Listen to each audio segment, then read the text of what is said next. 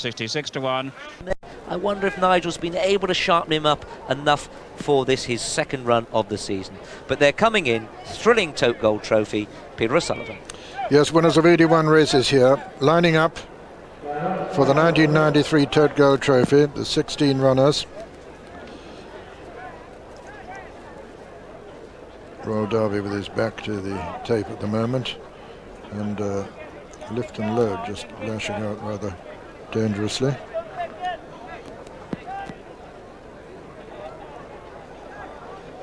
Rodeo Star taking a turn behind the others, last year's winner. Royal Derby now the clear favourite at 11 to 2. The second top weight, winner of 16 of his 33 races. He'll be looking for a good start.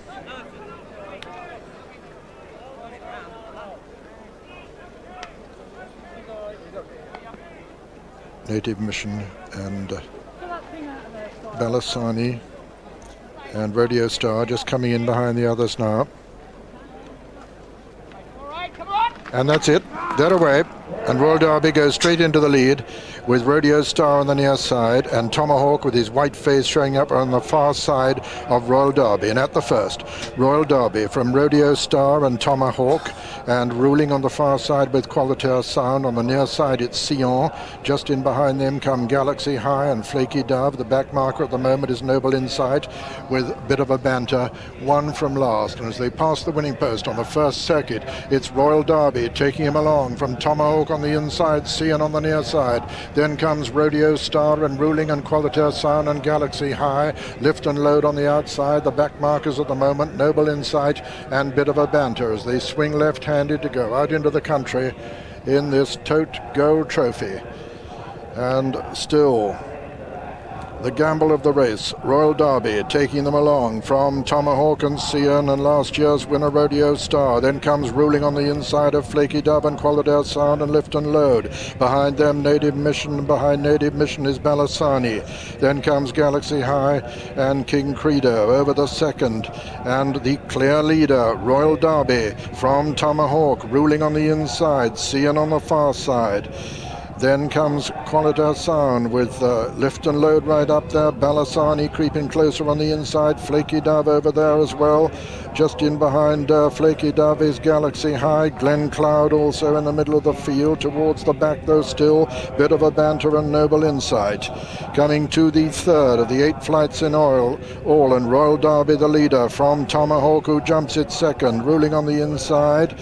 Then very close to the lead is Qualitaire Sound with last year's winner Rodeo Star up there as well, just in behind him. Balasani getting closer all the time. Sion comes next on the outer as they jump the fourth. Royal Derby landed in the lead there over the fourth. Right over on the right of the picture is the top weight ruling. Just in behind Royal Derby with a sheepskin noseband is Qualitaire Sound. Towards the left as we see them of Royal Derby is Sion. Behind Sion is Tomahawk. Behind Tomahawk now is Rodeo Star travelling well in the white bridle. Lift and Load on the outside. Flaky Dove comes next. Noble Inside is still the back marker, and they're racing now towards the cross flight, the 5th of the 8 flights.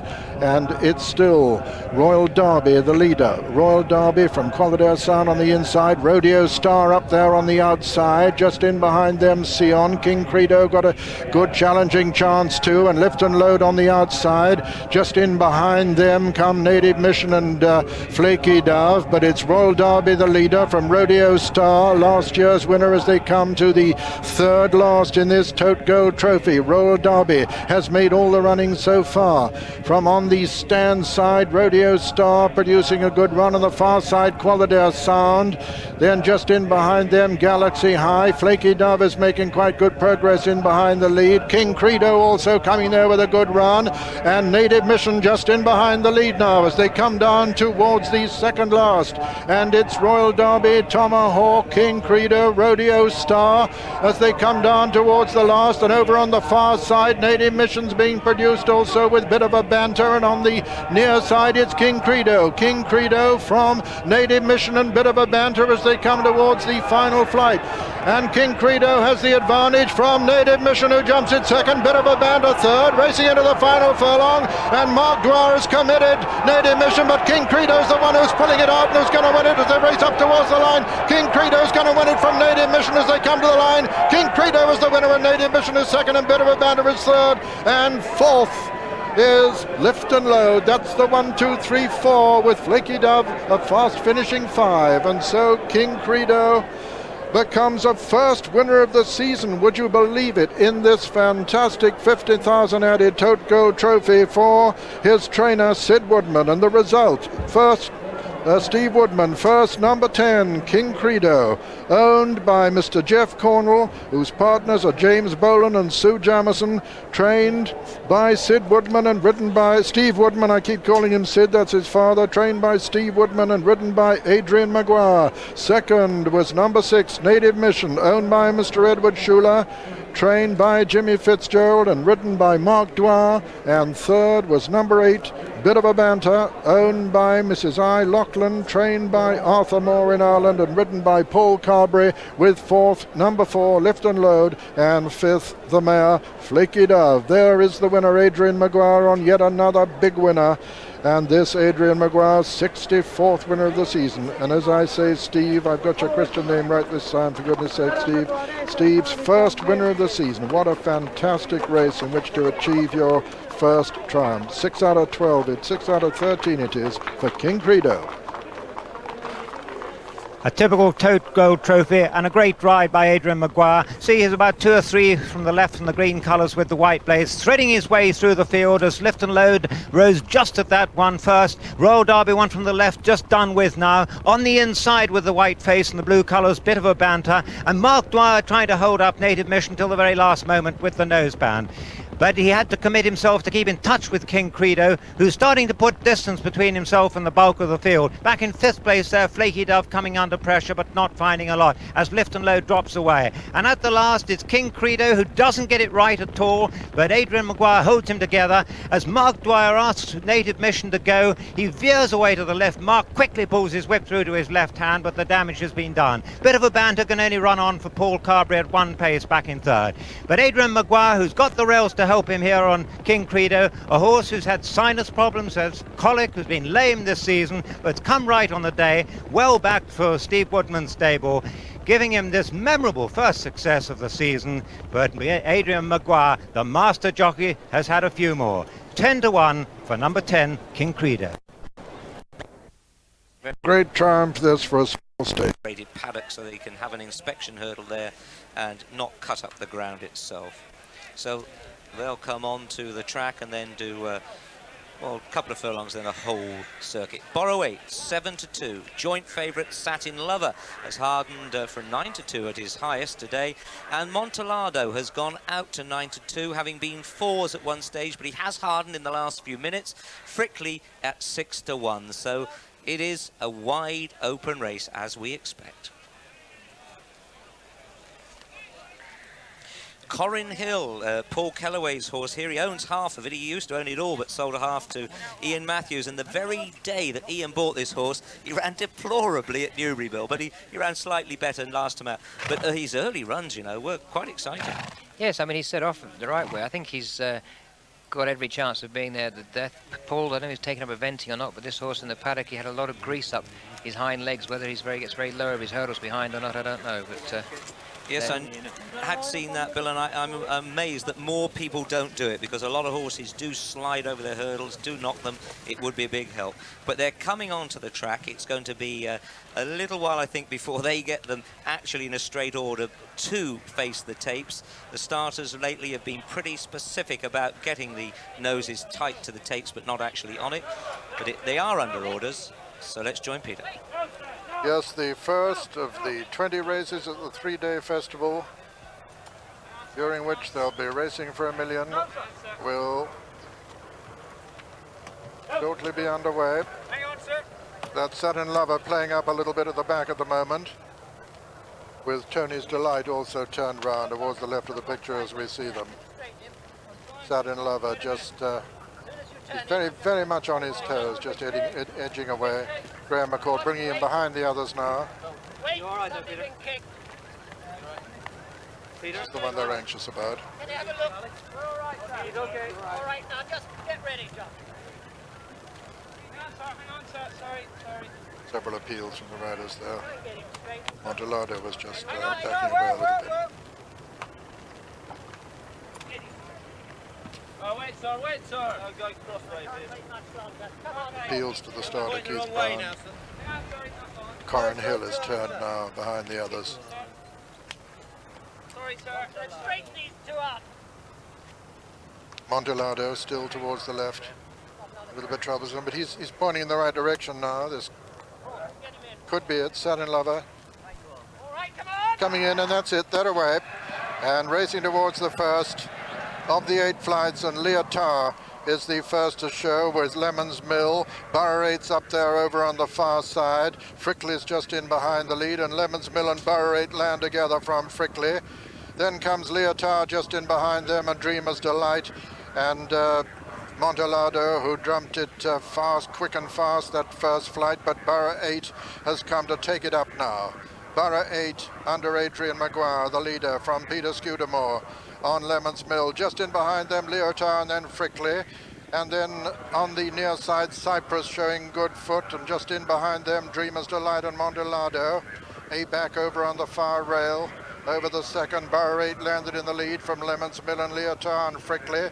Then Dreamer's Delight and Cyprus, and on the near side, Montelado. Behind them, Dreamer's Delight and Corin's Hill. Behind Corin's Hill is Tony's Delight, and looking right back, it's Gaelic Myth with Maestroso, the 2 back markers, and Borough 8 the leader in the Trafalgar House Supreme Novices Hurdle. Borough 8 under Adrian Maguire from Peter Scudamore on Lemon's Mill. Then Leotard on the inside of Frickley. Cyprus towards the outside.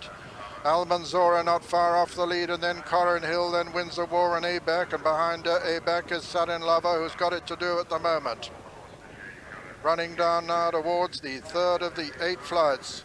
Borough Hill the leader from Lemon's Mill.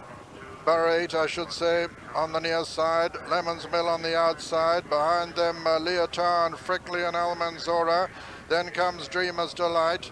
And then Montelado going towards the outside for a clear passage as he comes down towards the 4th with Borough 8, the leader. From Lemon's Mill, still prominent towards the far side. Leotard on the near side. Just in behind them, Frickley. Dreamer's Delight on the far side. Behind them, Almanzora. Cyprus has lost his position, and Borough 8 is still the leader. Borough 8 by about 2 lengths now from Lemon's Mill and Leotard and Frickley. Then comes Dreamer's Delight and Montelado making good ground towards the outside, with Satin Lover also making ground. That was the 5th. They race uphill now with 3 flights left to jump, and Borough 8 is the leader from Lemon's Mill. Then comes Frickley moving into 3rd just ahead of Leotard, and Montelado making good progress, the winner of last year's bumper, and behind them comes Dreamer's Delight, and then Satin Lover making quite good progress. Coming down towards the 3rd last flight now in the Trafalgar Supreme Novices Hurdle. Borough 8, who's made just about all the running so far, from Lemon's Mill and Peter Scudamore on the outside. Then comes Frickley, who jumped at 3rd, and Montelado still making progress towards the outer. Coming down towards the 2nd last now, and Borough 8 is still the leader from Lemon's Mill and Montelado, who's still making ground on the outside. At the 2nd last, Borough 8 from Montelado, the Irish Big 2 now. And Montelado moves up to join Borough 8 now. Borough 8 on the near side. Dreamer's Delight was the faller at that one, and Montelado has taken it up. It's Montelado now racing towards the final flight from Borough 8 in 2nd. Then comes Lemon's Mill, then Satin Lover. Montelado jumps it clear. Montelado 4 lengths clear of Borough 8 and Lemon's Mill, and Satin Lover under extreme pressure as they rate up towards the line. This is going to be a first blood for the Irish. Montelado is going to win this in tremendous style for Ollie Hannon and Pat Flynn. And at the line, Montelado wins it. Lemon's Mill is 2nd, and Satin Lover is 3rd, and Borough 8 is 4th. That's the 1, 2, 3, 4. Gaelic Myth came next, followed by Frickley and Windsor War and Abac, and behind them was Leotard, and then Maestroso, and then Cyprus. Behind Cyprus was Almanzora and Corin Hill. And the one faller was Dreamer's Delight, with Richard Dunwoody happily back on his feet quickly. And Montellado, there's Richard returning. Montellado, first blood of the meeting for the Irish, owned by Mr. Ollie Hannon, with 3 partners, trained by Pat Flynn and ridden by Charlie Swan. Second was number 15, Lemon's Mill, owned by Mr. Stuart M. Mercer, trained by Martin Pipe and ridden by Peter Scudamore. And third was number 11, Saturn Lover, owned by Mr. D.S. Hall, trained by Nigel Tinkler, ridden by Graham McCourt. Fourth was number 3, the long-time leader, Borough 8. Borough 8 had set a right gallop and he was still in front here in the red colours, but look just back to the left as we look. In fact, he's swapping to the right for the striped colours of Dreamer's Delight. He was going well here, but does just tumble. He's just picking up now, pecks, his nose hits the ground, and you can't get back when you're travelling at that speed from that sort of fall. So Richard Dunwoody rolls and rolls. He may just have been clipped, but he got up, so hopefully not too many bruises there. But coming off the last bend, it's shades of the last race of the meeting last year when Montellado swept off here. Look at the stride on this big gelding. Now, he's much, much bigger than Borough 8, who presumably has given his best here, but would have been much better in softer ground. He's in second place now, and a whole host of them coming from behind. The filly Lemon's Mill just out of the picture. Watch Montellado here. It's only his third run over hurdles, but he did it like a good horse and picked up there. Borough 8 just starting to weaken. He's given his all. Coming up on the outside is the horse we expected to come late, Satin Lover, but the winner had flown. He'd gone easily. Charlie Swan, the champion in Ireland, and way ahead of his rivals at the moment, just hands and heels, urging this powerful horse out, trained by Pat Flynn, down under the shadow of the Comera Mountains in southern Ireland. That's poetry in motion, isn't it? Charlie just waving the whip. Those of you at home thinking he's hitting him, well, he's just waving it to keep the horse going, but didn't give him a stripe at all. Charlie Swan has got a felt-covered whip at the bottom there, you can see, to give him the impact but lessen the sting. Montellado, 5-1, opening blood for the Irish, who've got a strong team here. We've all assumed that they want bog-like conditions, and we may have caught a cold assuming that. But Pat Flynn has really made inroads as a trainer. He's done tremendously well the few years he's been trainer. Former boxer, lovely man, goes quietly about his job. Well, we can see it from another position as we take Montellado on the inside. Look out to the left there, the 2 black and white colours. On the far left is Satin Lover, and Lemon Mill, the filly, is... Toy. Quite a long run now towards the third fence.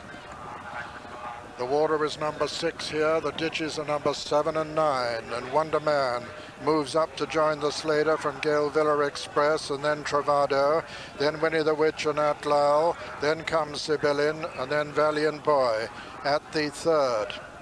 The Slater from Wonder Man, Gale Villa Express and Winnie the Witch and Travado, then Sibyllin. Then comes Atlal, and finally Valiant Boy. Wonder Man just making it now from the Slater. Little gap then to the mare Gale Villa Express as they jump the fourth. Wonder Man on the inside of the Slater, Gale Villa Express next. Then Mark Dwyer going the shortest way on the inside and on Sibyllin, with Travado on his outside, followed by Winnie the Witch, Atlal and Valiant Boy.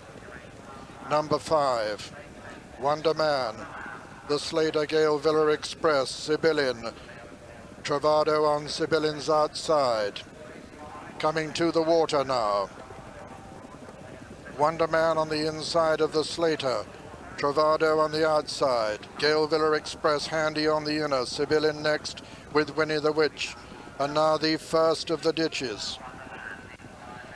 Wonder Man from the Slater, Travado, Gale Villa Express and Sibyllin, and behind them Valiant Boy and Winnie the Witch and Atlal as they jump the 8th now. Wonder Man landed in the lead from Travado on the outside. Gale Villa Express, Sibyllin in 4th place. The Slater comes next. Then Valiant Boy and Winnie the Witch as they race uphill towards the final ditch, which is 4 from home. Wonder Man with the advantage from Travado, Gale Villa Express, and Gale Villa Express, the faller there at the ditch, and has left Wonder Man in the lead from the Slater with Sibyllin now in 3rd, Valiant Boy 4. Slater is 5, then a gap to Atlal and Winnie the Witch as they run downhill now with 3 left to jump. And it's Wonder Man towards the right of the picture. Travado towards the left in the sheepskin noseband is Sibyllin, making steady progress as they come down now towards the 3rd last in the Waterford Castle Arkle. Wonder Man, Travado from Sibyllin. Wonder Man, the clear leader now from Travado. Sibyllin in 3rd. Faller there was the Slater.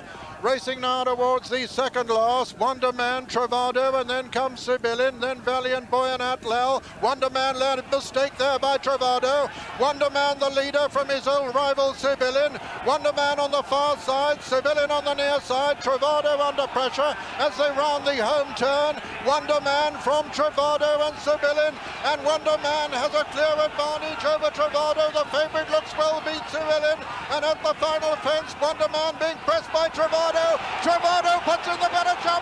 Travado comes to take it up now from Wonder Man. They race into the closing stages, and it's Travado on the near side, Wonder Man on the far side. Travado just holding Wonder Man as they come to the line. Travado's going to win it at the line. Travado's the winner. Wonder Man is 2nd.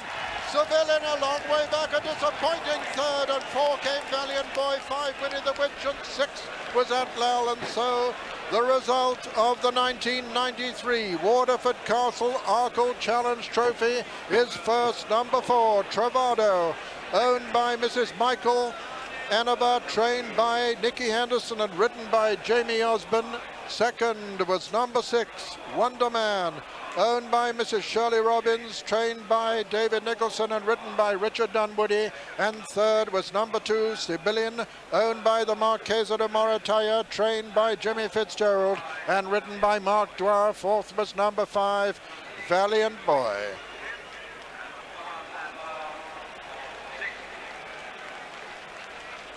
And the Irish contingent, I'm afraid, lost their hope here in Gale Villa Express. Pink colours, the crossbelts in midfield. They look absolutely dived at the top of that. Colin Bowens down with Gale Villa Express, the mare, and hopefully they'll both be okay this evening. They got up straight away afterwards. Now, as the action got into play down the hill on the inside in the Robbins colours, Wonderman absolutely cantering. Travado in the yellow cap, and then on the outside, Sibyllin near enough, but Mark Dwyer very shortly after this starts to niggle. You can see him kicking with his offside foot at this stage.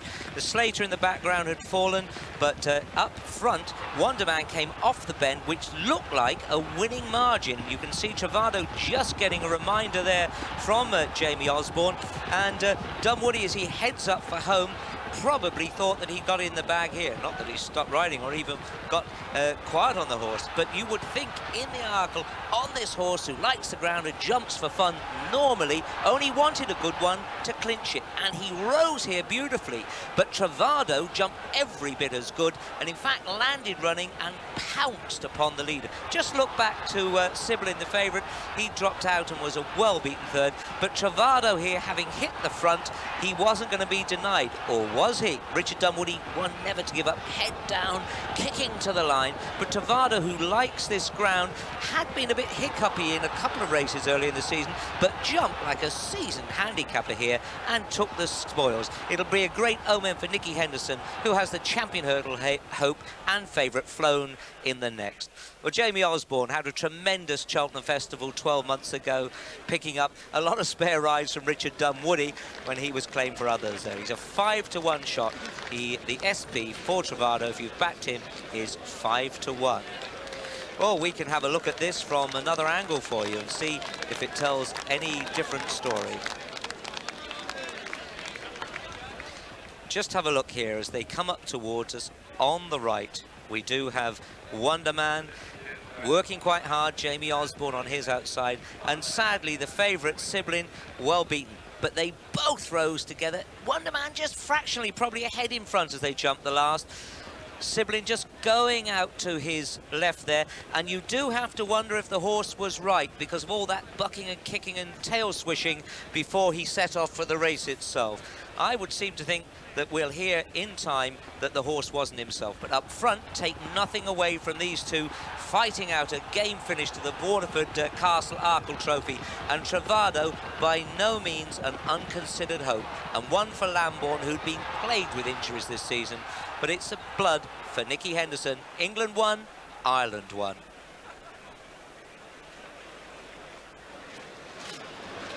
One length and 20 lengths, the official margin, and the second successive victory in the Waterford Castle Arkle for Jamie Osborne. Won it last year on Young Pokey, when Jamie, who's been backed at 20-1 to win the Ritz Club Charity Trophy this year, had a tremendous Cheltenham.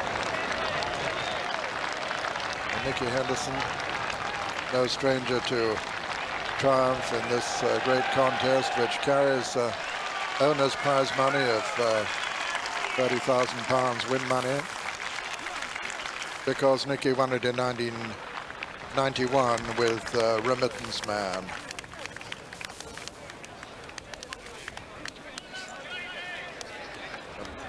Brilliant jump at the last, having really sealed this triumph. He's now won 7 of his 10 races, this 7-year-old Travado, who's by that prolific progenitor of National Hunt winner, Strong Gale, out of Adelina by Athenius.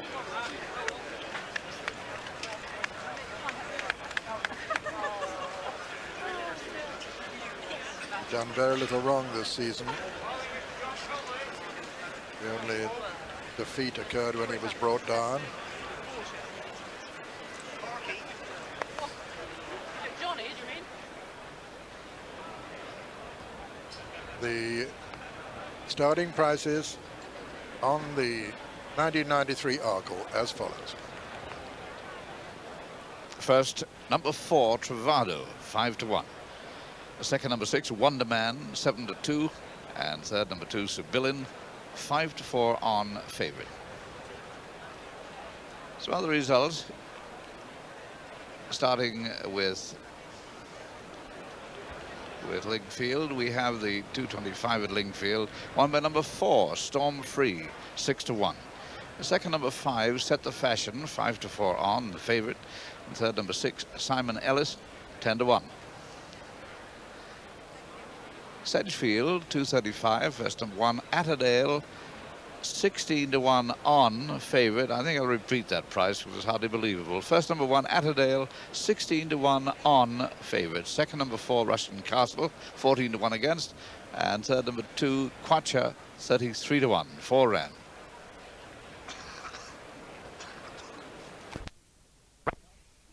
Latest 4-1 from 9-2.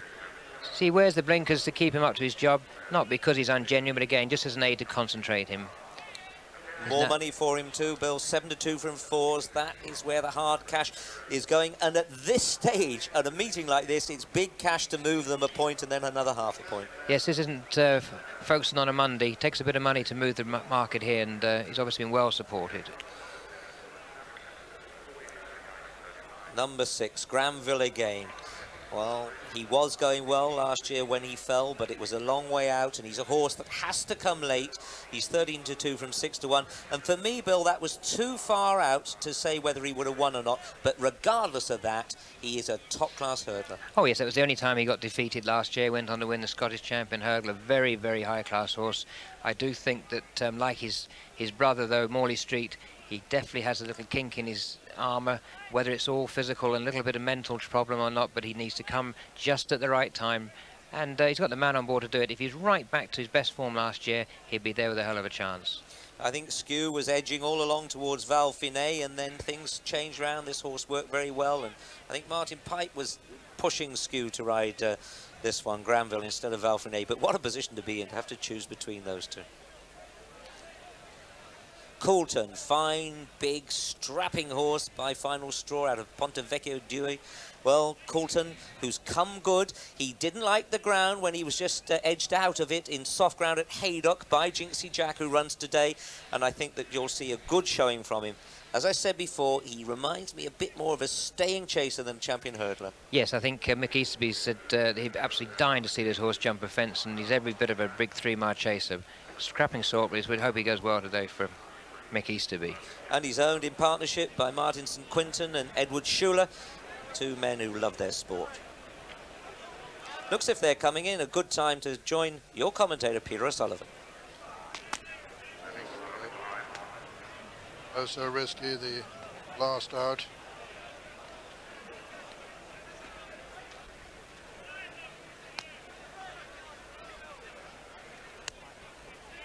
And they're under orders.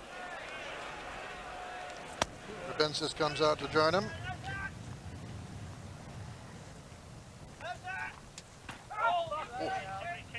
Blown just lashed out there and caught Crebensis. By the look of it, he's just Crebensis just being taken out of the back at the moment. The 1990 winner to trot it around to see if he's sound all right. All right. Roll on.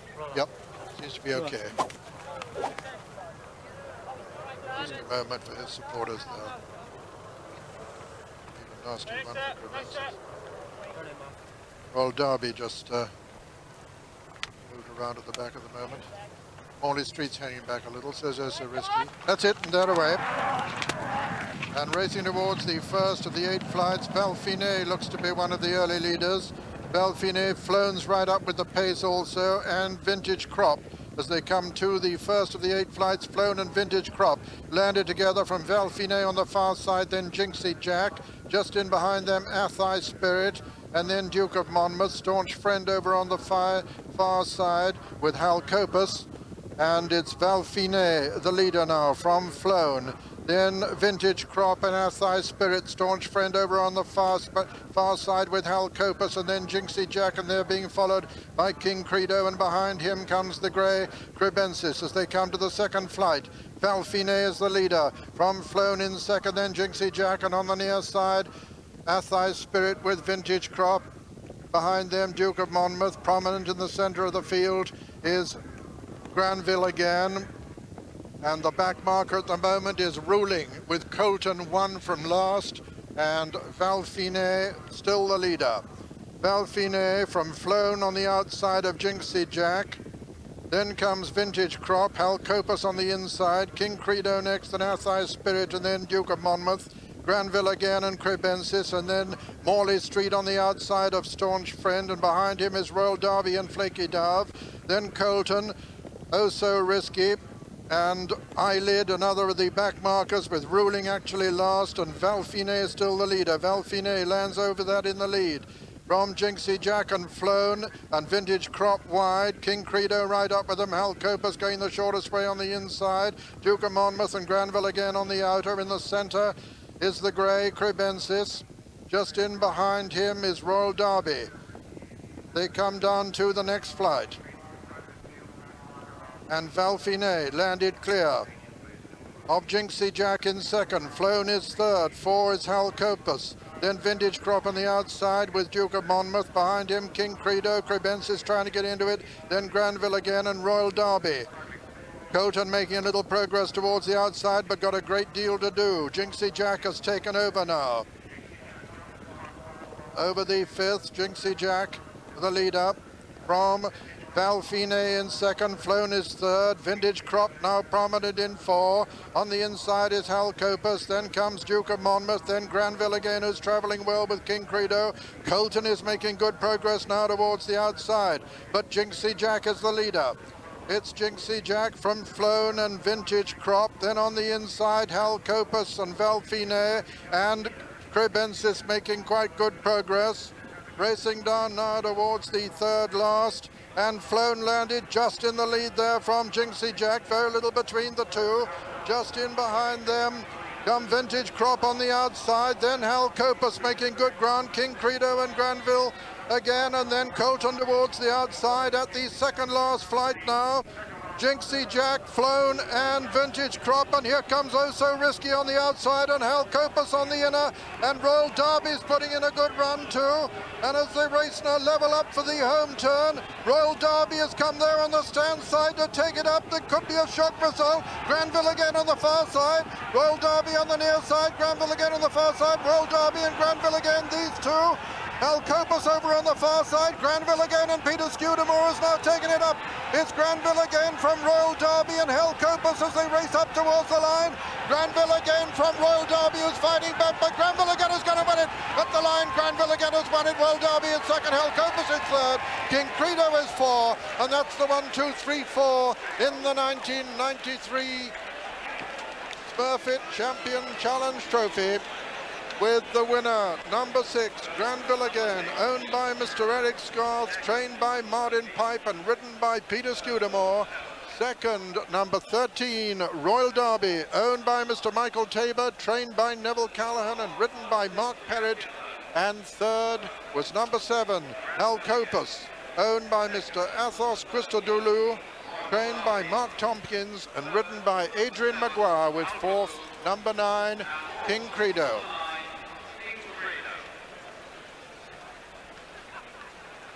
A mad gallop right from the front, and this suited a lot of horses. Just one tailed off as we look at them. That's Old Ruling.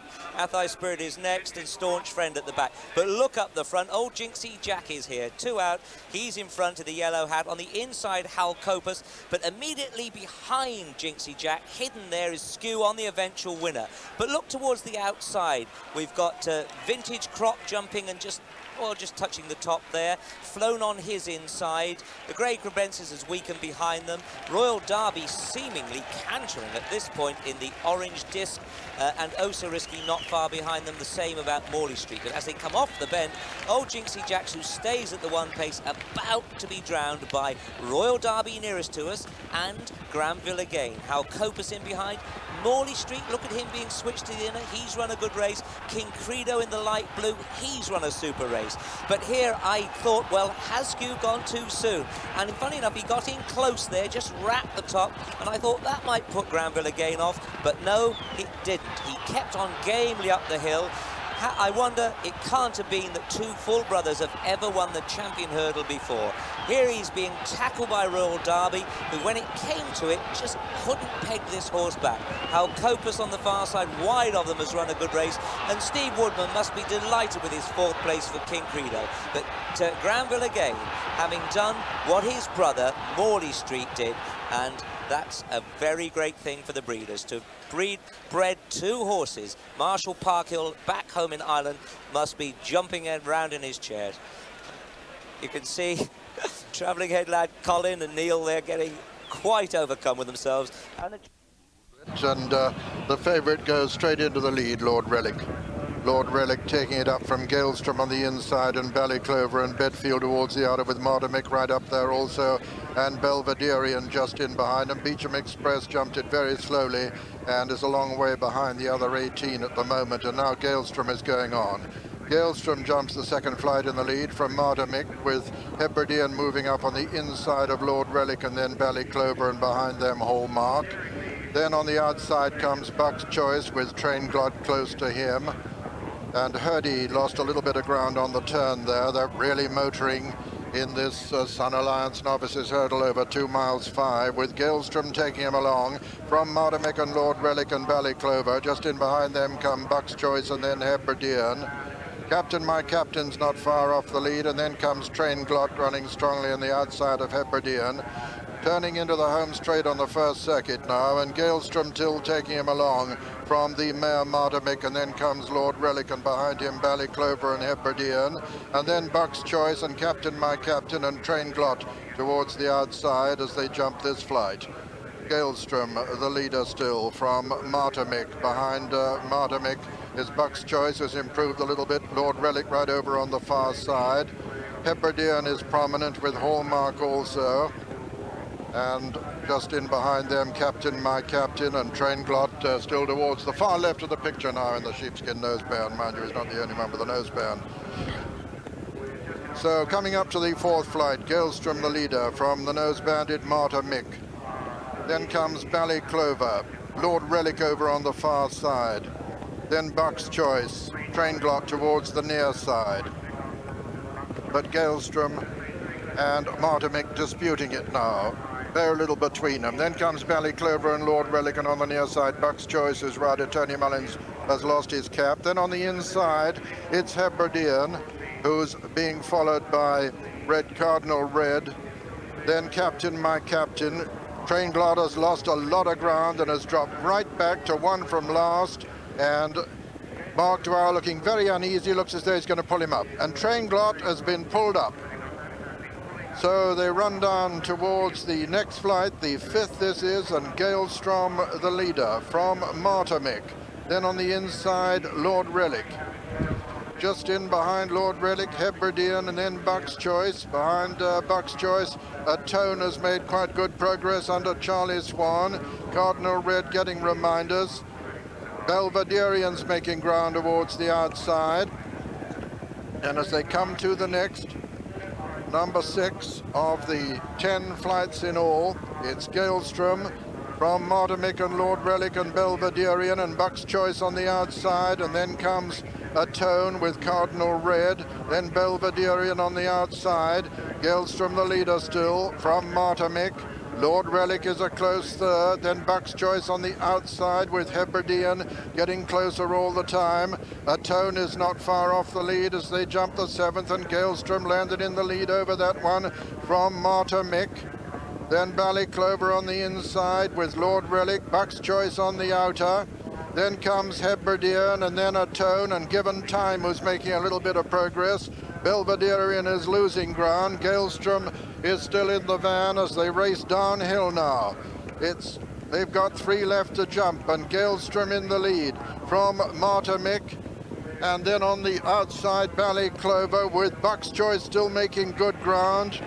Lord Relic on the inside comes to take it up, though, the favourite, and it's Lord Relic under Peter Scudamore who jumped that in the lead.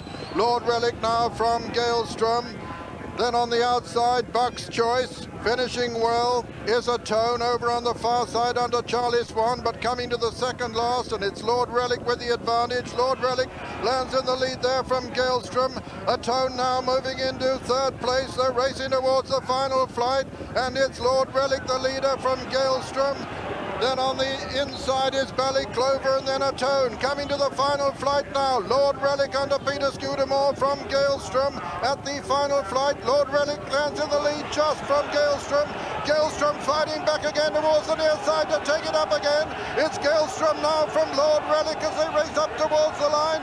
Galestrom, who made so much of the running, has fought his way back into the lead and is going to win it as they come to the line. Galestrom is the winner. Ballyclover gets up to be second, just ahead of Cardinal Red, rather second, just ahead of Lord Relic with 4th Given Time. And so Galestrom wins it from Cardinal Red in an amazing under an amazing effort that Galestrom, who had set off to make most of the running, surrendered the lead at the second last, but fought his way back under Carl Llewellyn to win this Sun Alliance Novices Hurdle from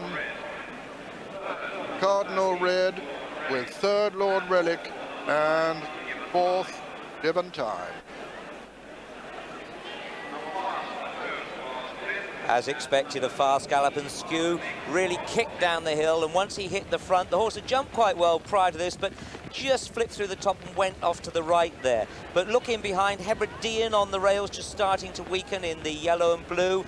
In second place, quite a surprise here, Cardinal Red. But when you look at the breeding, he's out of Rose Ravine, who's a terrific mare for Foot Warwin, used to be owned by Pam and Sydney Smart.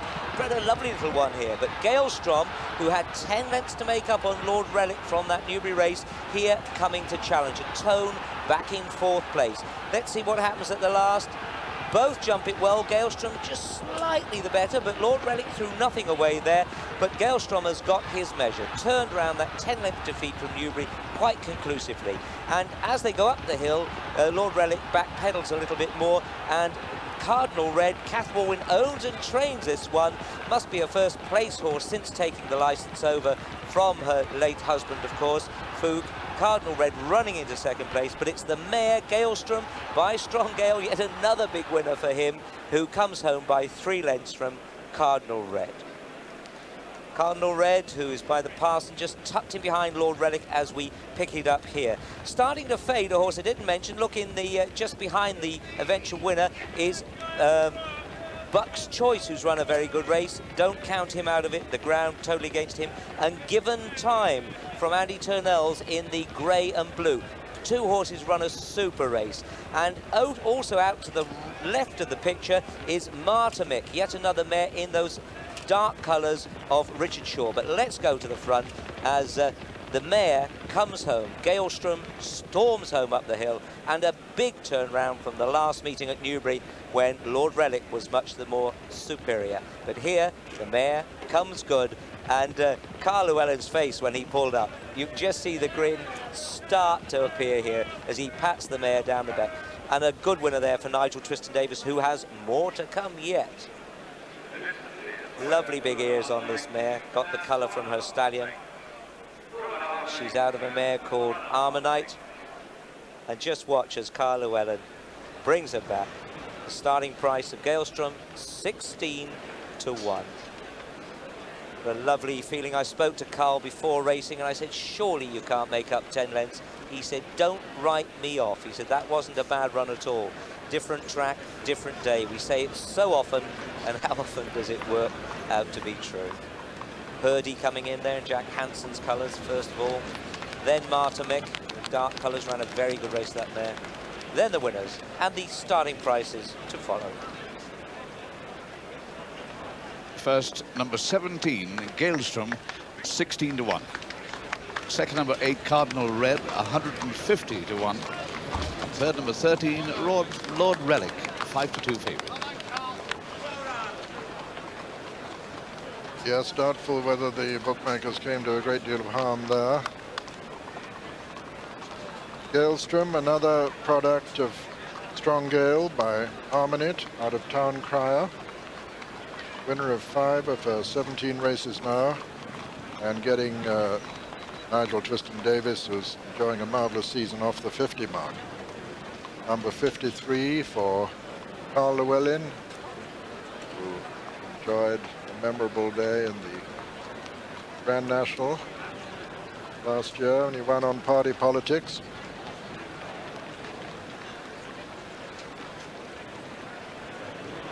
And the official distance is 2.5 lengths and 1.5 lengths. Apologies to Kath Warwin for calling Cardinal Red Valley Clover when they came to jump the last. Valley Clover having dropped out quite quickly, in fact, when Cardinal Red took his place. And a great cheer for Carl Hustler and Ennio Coloni. A little gap then to Barton Bank. Favorability Brown from Young Hustler, Ennio Coloni, Barton Bank, and they're really motoring too. 3 miles and a furlong. Going to run downhill. Favorability Brown from Young Hustler and Ennio Coloni as they jump the 3rd. And all safely over it. And now the water. The first time, it's number 4 and 13. This race. Favorability and Young Hustler, Ennio Coloni, Barton Bank on the outside, and Superior Finish, first of the 4 ditches. Favorability Brown and Young Hustler from Ennio Coloni, Barton Bank, Superior Finish, Asheville Copse, Rue Valentino. That was the 6th, and It's a Cracker. I'm afraid finding this pace just altogether too quick at the moment. So Capability Brown, the leader, as they come to the 2nd ditch by a couple of lengths from Young Hustler, then Ennio Coloni and Barton Bank. Capability Brown from Young Hustler. And faller there is Asheville Copse Asheville Copse has gone there. Running downhill, Capability Brown from Young Hustler. Annio Coloni and Barton Bank, Superior Finish, Rue Valentino, and It's a Cracker.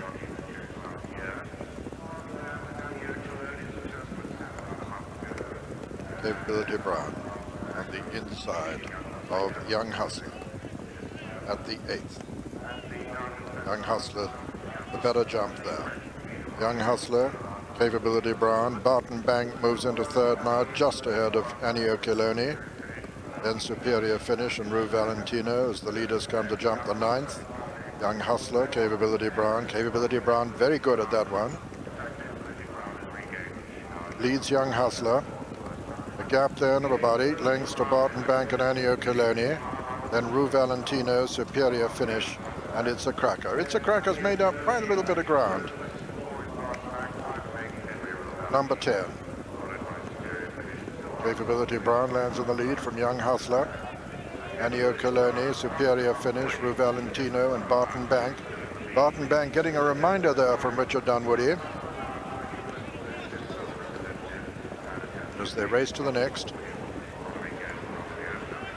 Number 11, Young Hustler, goes up on the outside of Capability Brown. Jumps it just in the lead. Then Annio Coloni, Superior Finish, and Rue Valentino. Barton Bank with a lot to do and looks as though he's got no chance. Running down to the next. Capability Brown and Young Hustler, number 12. Still battling it out together, and a mistake there by Capability Brown. Barton Bank has been pulled up to the water now. Young Hustler over number 14 from Capability Brown, but still not a lot between them. Annio Coloni and Rue Valentino come next, followed by Superior Finish, the penultimate ditch this one. Young Hustler, and Capability Brown has gone there. He'd made several errors, and he's finally paid the penalties. Continuing riderless, Adrian Maguire yet to rise. Young Hustler jumps the 5th from home, clear of Annio Coloni, Superior Finish, and Rue Valentino. And Adrian Maguire being attended. He hasn't moved yet as the leader comes to the final ditch. They're being diverted round the injured horse there, and Young Hustler jumps it on the far side, with Annio Coloni jumping it 2nd and Rue Valentino 3rd and 4, but making ground, Superior Finish at the top of the hill. And they've got 3 left to jump now. Young Hustler, winner of 11 of his 31 races, runs down the hill with an advantage of about 10 lengths over Annio Coloni and Superior Finish and Rue Valentino. Coming down to the 3rd last now, Peter Scudamore bidding for his 2nd triumph of the meeting. That gap being reduced though as he comes to jump the 3rd last. Young Hustler jumps it brilliantly. Superior Finish and Annio Coloni jump it up sides. Then in 4th place, Rue Valentino, and 5, It's a Cracker, running on very well, the Irish horse from the rear.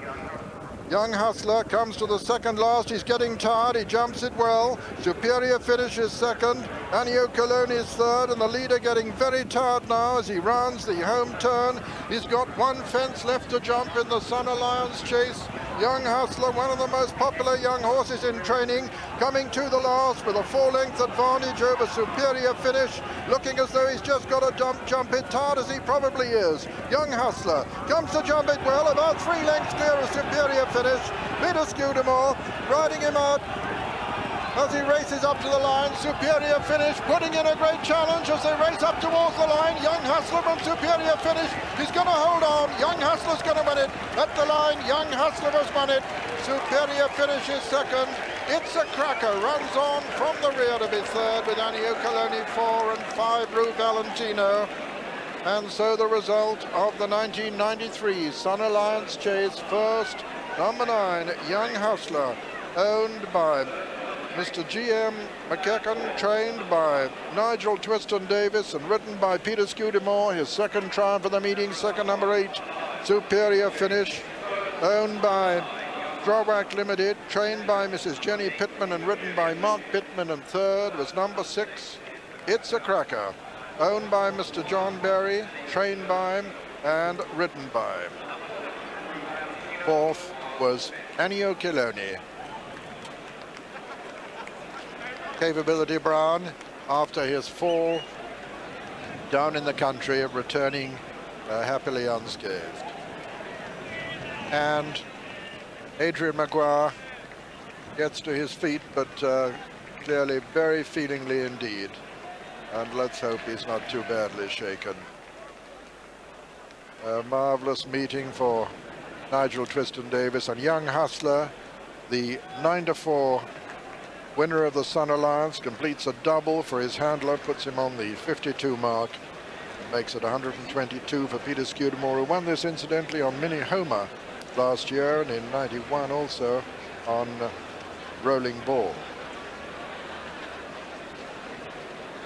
What an incredibly game performance. Young Hustler having his 14th race of the season. This is his 8th win. He'd really set them alight from a long way out, jumped like a stag.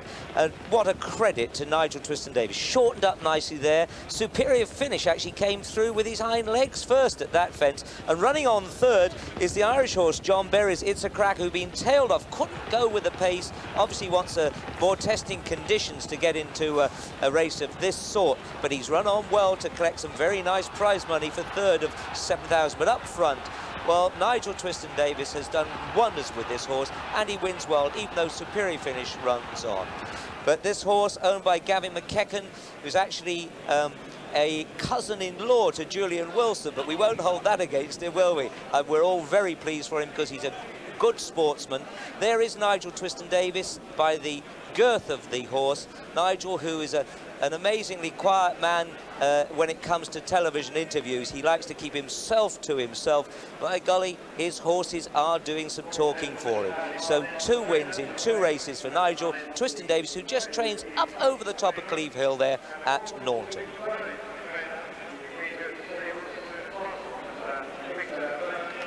So Skew brings this horse in, just being congratulated by Gavin McKechen.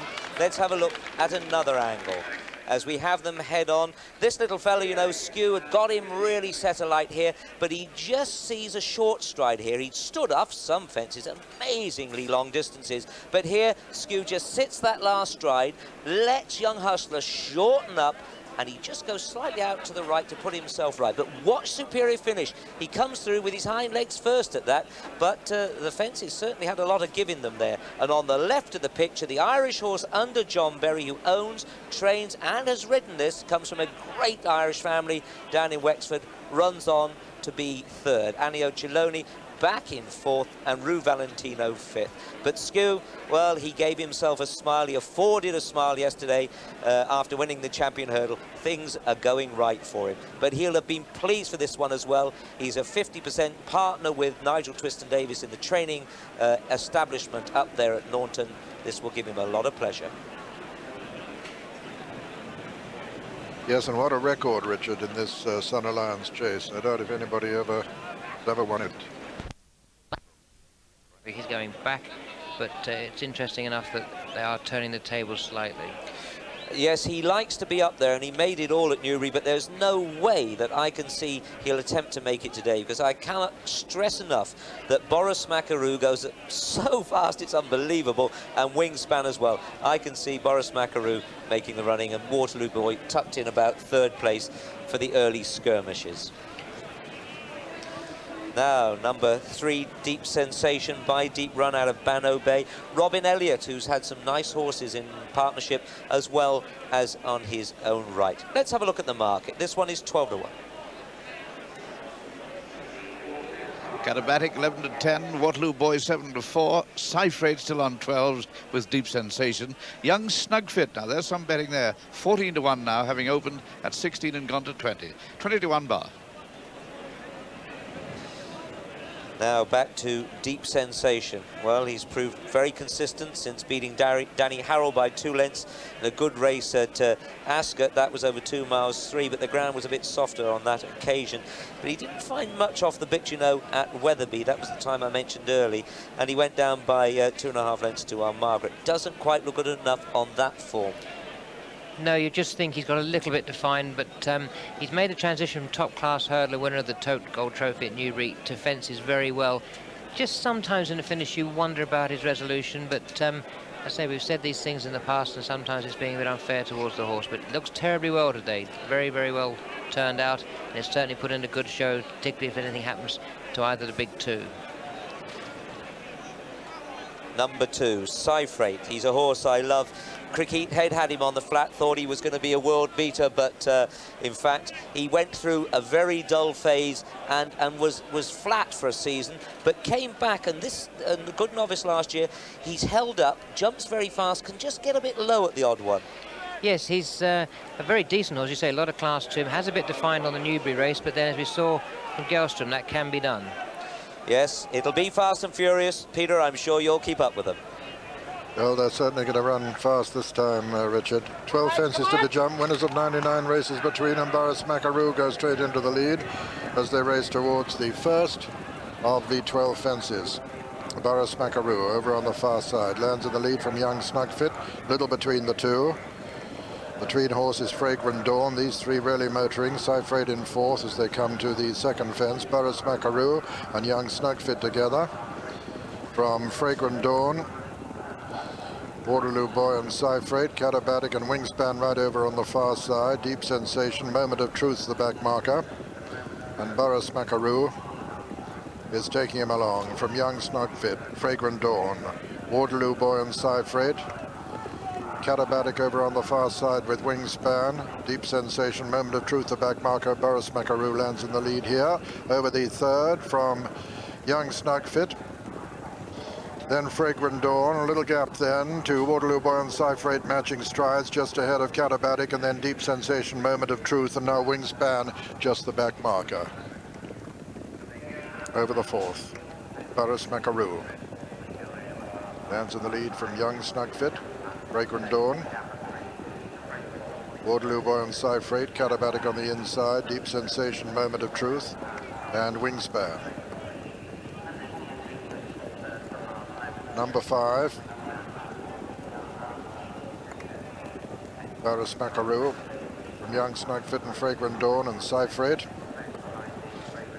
Catabatic on the inside with Deep Sensation upsides him. Waterloo Boy towards the outside with Moment of Truth over the water. Boris Macaroon lands in the lead. Now racing to the first of the ditches.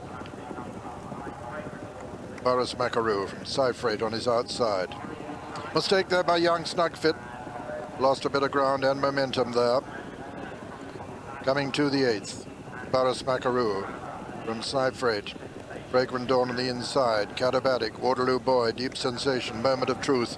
And Young Snugfit's going to be pulled up. It looks like it. And Wingspan has got a lot to do from where he is at the moment. The final ditch, 4 from home. Boris Macaroon from Cyfreight, who jumps into second. Boris Macaroon from Cyfreight, Fragrant Dawn, Catabatic. Waterloo Boy got it to do at the moment. He's under pressure. Racing downhill. Boris Macaroon from Cyfreight. Then Fragrant Dawn, Deep Sensation, Catabatic, Waterloo Boy and Moment of Truth. Running down to the third last, Boris Macaroon, Fragrant Dawn, Cyfreight on the outside, Deep Sensation in fourth, Boris Macaroon, and Moment of Truth's gone there. Moment of Truth a faller at that one. And Cyfreight now in the lead.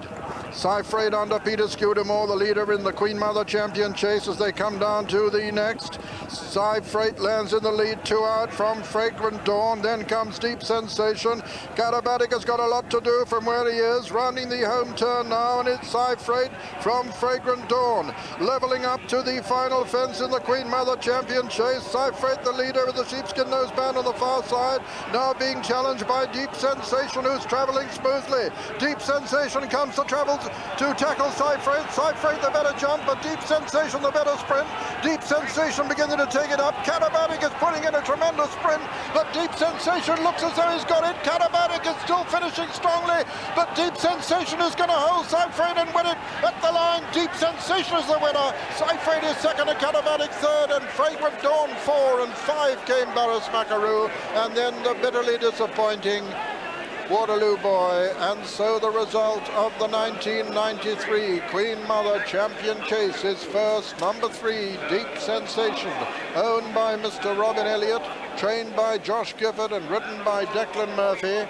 Second was number 2, Seifried, owned by Elias Smith and Jones Racing, trained by Martin Pipe and ridden by Peter Scudamore. And third was number 5, Catabatic, owned by Pall Mall Partners, trained by Andy Turnell and ridden by Simon McNeil, with fourth, number 4, Fragrant Dawn.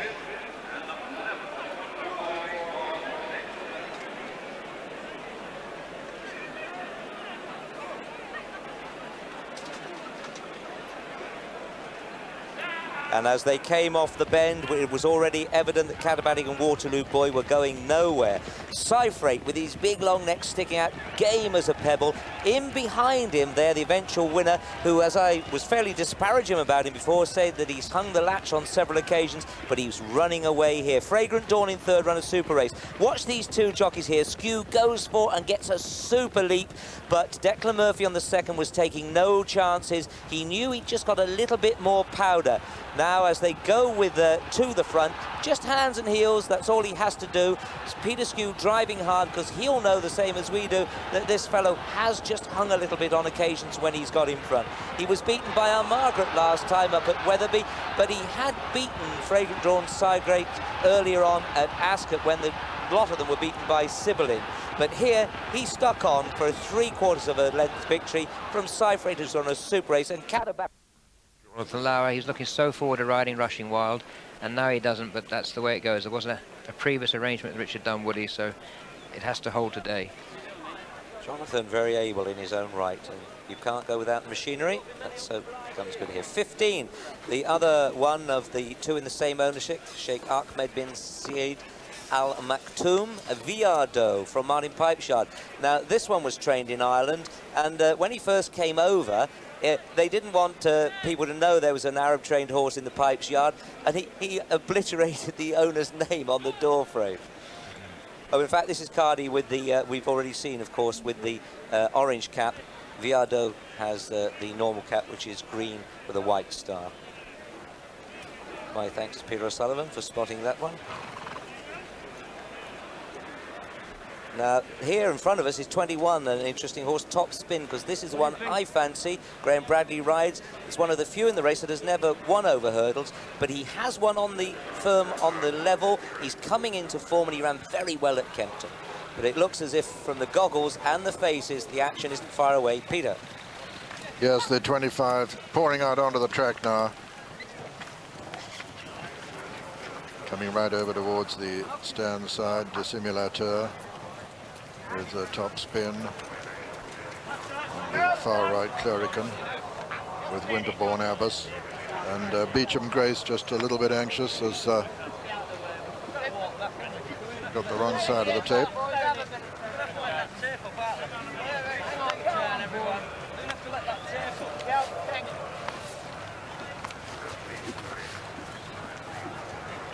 They're officially under orders. 13-2, Beecham Grace has her back to us at the moment, and just turning in the centre. 10-1, Indian Quest. The runner bred by Willie Carson. Likewise, Amazon Express and Her Honour. 12-1, bar those 4.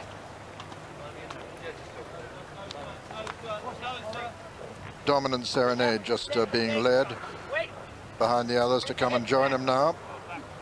Always difficult to get in here at the dispatch end and the 25 runner Daily Express Triumph Hurdle. Pull back, pull back. I'm not starting you Sivers like Flutter that. has I'm just not turned. starting you like that. That's Cardi. Pull him off. Cardi going in to join him. Is Keith Brown satisfied? Now get those heads back. Wants the heads back off the tape.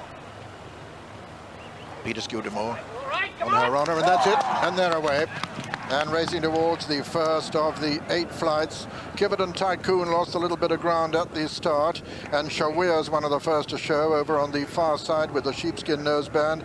Beecham Grace is right up there too, and also Lotion and Cady now disputing it from Shawir over on the far side. Then Beecham Grace just in behind them. Cady on the left of the picture as we see them. On the right of the picture is Shawir. To the far left is Ide, who's very prominent too. In the center is Mahana, showing very good foot. In fact, Mahana's just about taken it up from Ide as they come to the second flight now. Mahana, one of the pipe team from Ide, over on the far side, Shawir. Then on the near side, Ide, Lotion just in behind him. Then Clurican being followed by Judicial Field. And behind Judicial Field, also up with them is Dominant Serenade. Back marker at the moment is Indian Run. And Mahana is the leader. Mahana from Ide on the outside of Shawir, and these 3 are heading Clurican, then Ide, then on the inside Major Bugler, Dominant Serenade towards the outer, and then Lotion, then Winterbourne Abbas behind. Winterbourne Abbas is in the sheepskin noseband. Eden's close, and Indian Run still one of the back markers, and Her Honor is one from last too, and over that one Mahana led from Clurican and Shawir. One who's made good progress towards the outside is Storm Dust. That was the 4th there.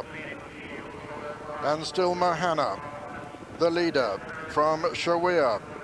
Clurican up there on the outside with Storm Dust, and just in behind them Major Bugler over the 5th. Cardi is still prominent too. Indian Run jumped that last. Her Honor's beginning to make a little bit of progress now under Peter Scudamore. But her stable companion Mahana is the leader still from Shawir. Storm Dust right up there towards the outside. 3 from home now. Cardi is still prominent towards the left of the picture. Mahana landed in the lead there from Shawir. Clurican, Beecham Grace is prominent, and Major Bugler is making good progress on the inside under Adrian Maguire, and Shawir has taken it up now under Charlie Swan. From Mahana in second, then comes Major Bugler, then Judicial Field on the outside of Clurican, and behind them comes Storm Dust. Just in behind Storm Dust is Cardi, then towards the outside is Ide. Winterbourne Abbas making progress on the inside, but going very well in the lead is this mare Shawir under Charlie Swan. Shawir the leader, Holy Wonder making good progress on the near side. Major Bugler next, then comes Judicial Field, coming down to the second last now, and Shawir towards the right of the picture in the sheepskin noseband had a fractional advantage from Major Bugler coming there strongly, and Major Bugler now coming to tackle Shawir, then Holy Wanderer, Judicial Field, and coming there on the near side is Storm Dust. It's Major Bugler has taken a fractional advantage from Shawir. These two, there's little between them now as they take the long run towards the final flight. Major Bugler and Shawir, and they're being followed by Lotion under pressure over on the far side. Her Honor coming down to the final flight now, and as they do so, it's Charlie Swan and Adrian Maguire, Major Bugler and Shawir. Amazon Express is finishing strongly. They both went through it, and Amazon Express is making ground on both of them. And it's Shawir on the far side now, with Amazon Express finishing fast towards the near side. Shawir with the advantage from Amazon Express, moving into second, racing up towards the line. Shawir's going to hold Amazon Express at the line. Shawir wins at Amazon Express in second. Major Bugler is third, and fourth Judicial Field. Oh, Shawir has won the Triumph Hurdle under Charlie Swan, who now joins Peter Scudamore at the top of the Ritz Club Charity Trophy with 3 winners at the National Hunt Festival, and the result of the 1993 Daily Express Triumph Hurdle. First, number 28, Shawir, owned by Miss G. Mayer, trained by Michael O'Brien in Ireland and ridden by Ireland's champion Charlie Swan. Second was number 2, Amazon Express, owned by Mrs. Jill Moss, trained by Reggie Kirst and ridden by Simon McNeil. And third was number 18, Major Bugler, owned by Mr. Colin J. Buckle, trained by Toby Balding and ridden by Adrian Maguire. Fourth was Judicial Field, also for Ireland, trained by Dermot Weld. And this is the winner Shawia. Yes, and her participation had been in doubt. She trod on a stone on Monday. Michael O'Brien flew her over this morning, and there you are, he's getting the results. Look here, as a whole pack of them come down the hill to the second last. Shawia just fractionally in front there of Major Bugler, but look at the orange colours on the rail. This one's run very well. Lotion, Anne-Marie O'Brien, Trevor Horgan, that's run very, very well. And towards the outside, KD is just starting to struggle and go backwards. In the pink colours, grey sleeves, Dermot Weld's animal going exceptionally well. That was Judicial Field. But up front, as the picture changes, you can see these two are going to battle to the line. It's going to take a good one to come out of the pack. Her Honour has switched over to the right of the picture skew, looking for some different ground, and she, having got to that position, doesn't go any nearer. But Charlie Swan, hands and heels at this stage. Major Bugler looked to danger, but then starts to labour, and it's the danger from behind that really is the one we've got to look at. See the last? Well, Major Bugler got close, dragged his hind legs through, lost a little bit of momentum there, and Charlie pulls his stick through now. Very stylish jockey indeed. Anthony Marmot White told me to try and talk about the whip, use of the whip. If jockeys hit them correctly, diagonally across the quarter, they don't have much argument with that. But here, Reg Acres, Amazon Express comes with a rattle, but up the hill you've got to travel very fast on this ground in order to make a deficit of 4 or 5 lengths up. No, the filly Shawia, Michael O'Brien, has won on merit, and that's the third one for Charlie Swan. But we have heard there is a steward's inquiry, more of which we'll bring you in time.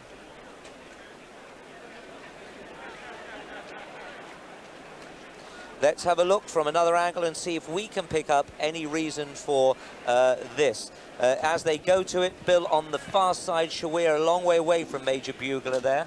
Yeah, I would think maybe Major Bugler's just come across. He's just coming over on the winner a little bit, and the winner, in her own right, is keeping quite straight. I think that probably was something to do with it.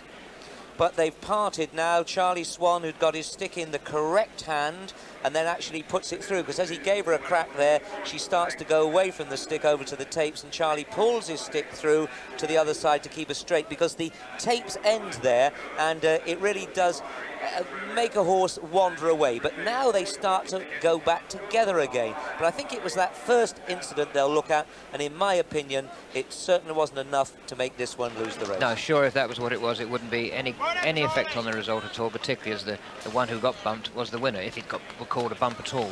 And if you back Shawia, 12 to 1 is the price your bet will be settled at. Charlie Swan, we're seeing him at his very best.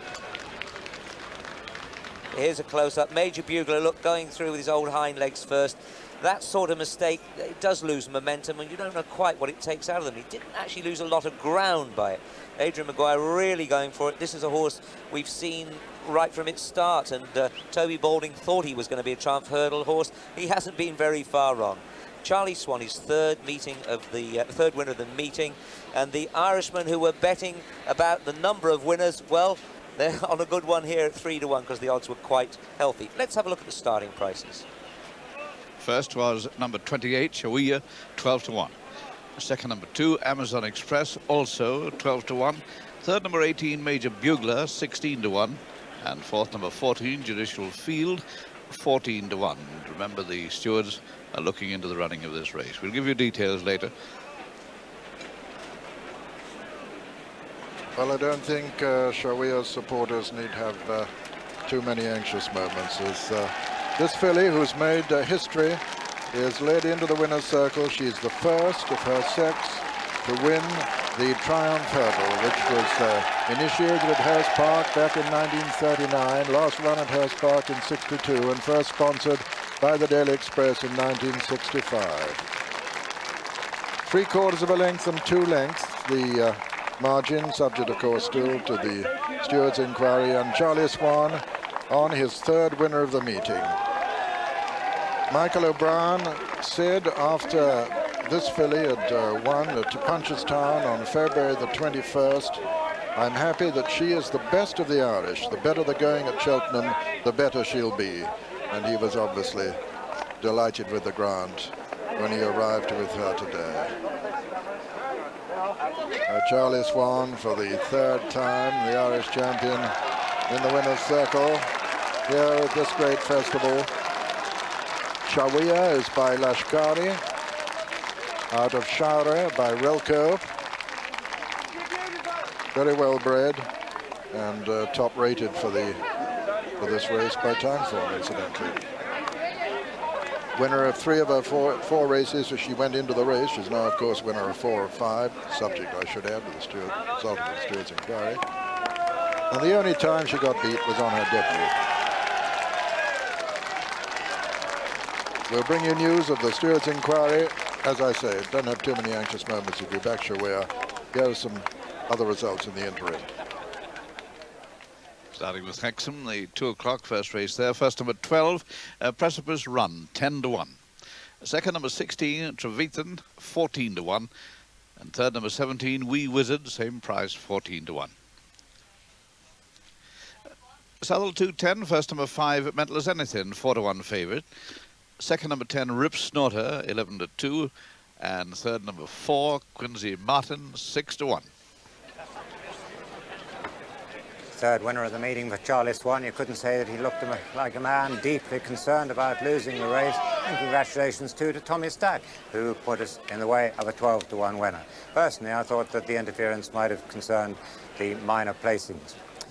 Well, now, the best finish of the day yesterday was unquestionably in the 440 race, the National Hunt Chase. After we went off the air, there were only 13 runners in the race, which is a small field for the National Hunt Chase, but it didn't stop 3 of them coming to grief at the first fence.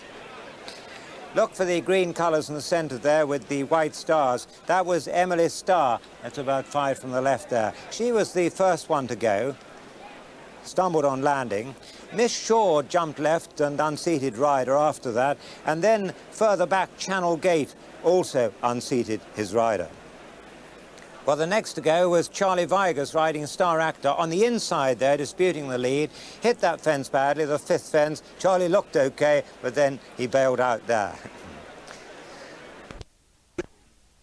Now from 6-4, and Docklands Express 7-1, second favourite. Jadami 8-1, and Chatham 9-1. Rushing Wild is 11-1. Run for Free has gone from 10s to 12. Cherry Keno's 16-1. But there must be big money on Carvillahau. It opened at 40s, 40-1, and is now 18-1. Carvillahau. Tipping Tim 22. And Docklands Express, I understand, it has just gone to 15-2 from 7-1. And the money is for Carvillahau, but here are the cheers you can hear for Desert Orchid. We loved him when he's racing. He's just as popular now. Isn't that a marvellous head? So Rodney Bolt just dropped his irons a bit. He didn't want to get dropped here. I can't get over the resemblance from Rodney Bolt to Michael Roberts. He might pick up a few spare rides on the flat when it gets going.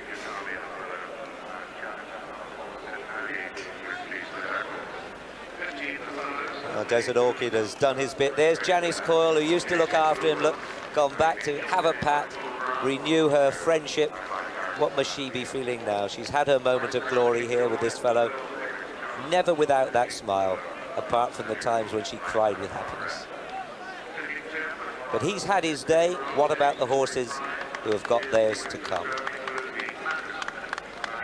And here they are, down at the start. I can't ever remember riding in a Gold Cup in such lovely sunshine. And the blinkers there of the best backed horse today, Carvillahau. Yes, and back quite rightly too, because he looks an absolute picture. We know he has the class, and this could really be a real Irish day. If you would have an Irish winner of the Gold Cup, that would be something to really go home about. There'll be Irish in Cheltenham for the next week. Just sweating under that saddlecloth, that's a good thing. He knows why he's here. He's pulling at that bit. He's tuned to the minute. So we have a small betting show coming for you. See if there's any late move. 5-4 the fellow. We thought the bookies might be opposing him, but they're not. Docklands into 15-2 from 7s. Jadami, now that has drifted. 5s out to 8, 9-1 bar the leading trio. The fellow. I saw him in France. He's relaxed in those lovely forests between Chantilly and Le Morlaix. He had, incidentally, very interesting, he was the only horse that had them, 2 uniformed security guards at his rear with a lad either side of his head. Very, very good horse. He could win another 3 Gold Cups, having been beaten in 2.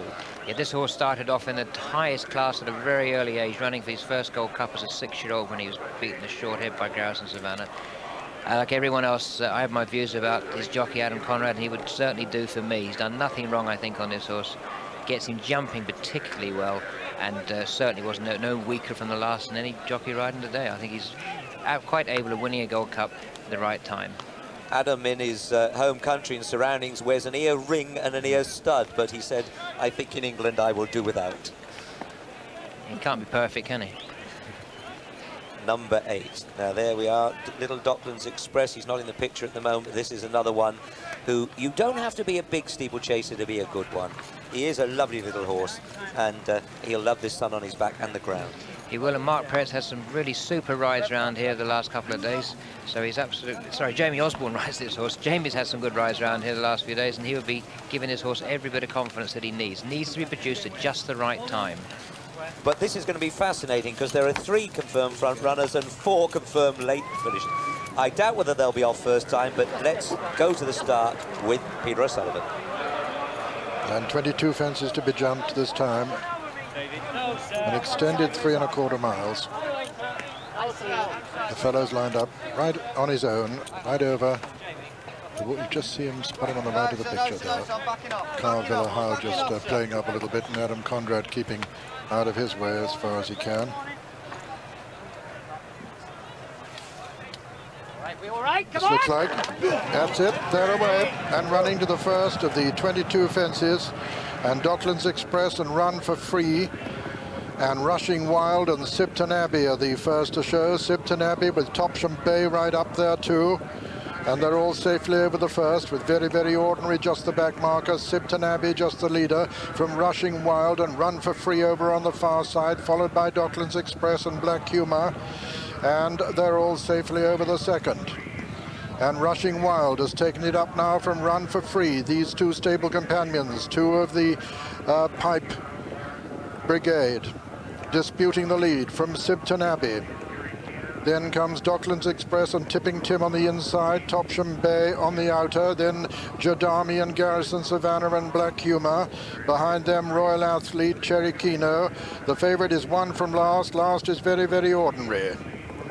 Over the third, Run for Free landed in the lead, although he hit it with Rushing Wild on his outside, Sipton Abbey right up there, Tipping Tim on the inside, and now they're running to the water for the first time. Rushing Wild and Run for Free, and all safely over the water now, running to the first of the ditches. Rushing Wild on the outside of Run for Free, Sipton Abbey and Tipping Tim, Jadami on the outside. Very, Very Ordinary is still the back marker. Another plain one before the next ditch, number 6. Rushing Wild from Run for Free. Sipton Abbey now gone up second. As Run for Free has lost his place, Jadami's moved into 4th. Racing towards this ditch.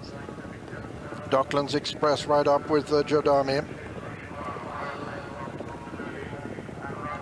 And Cherry Keno have followed there. Cherry Keno has gone at the second ditch. Rushing Wild is the leader from Sipton Abbey.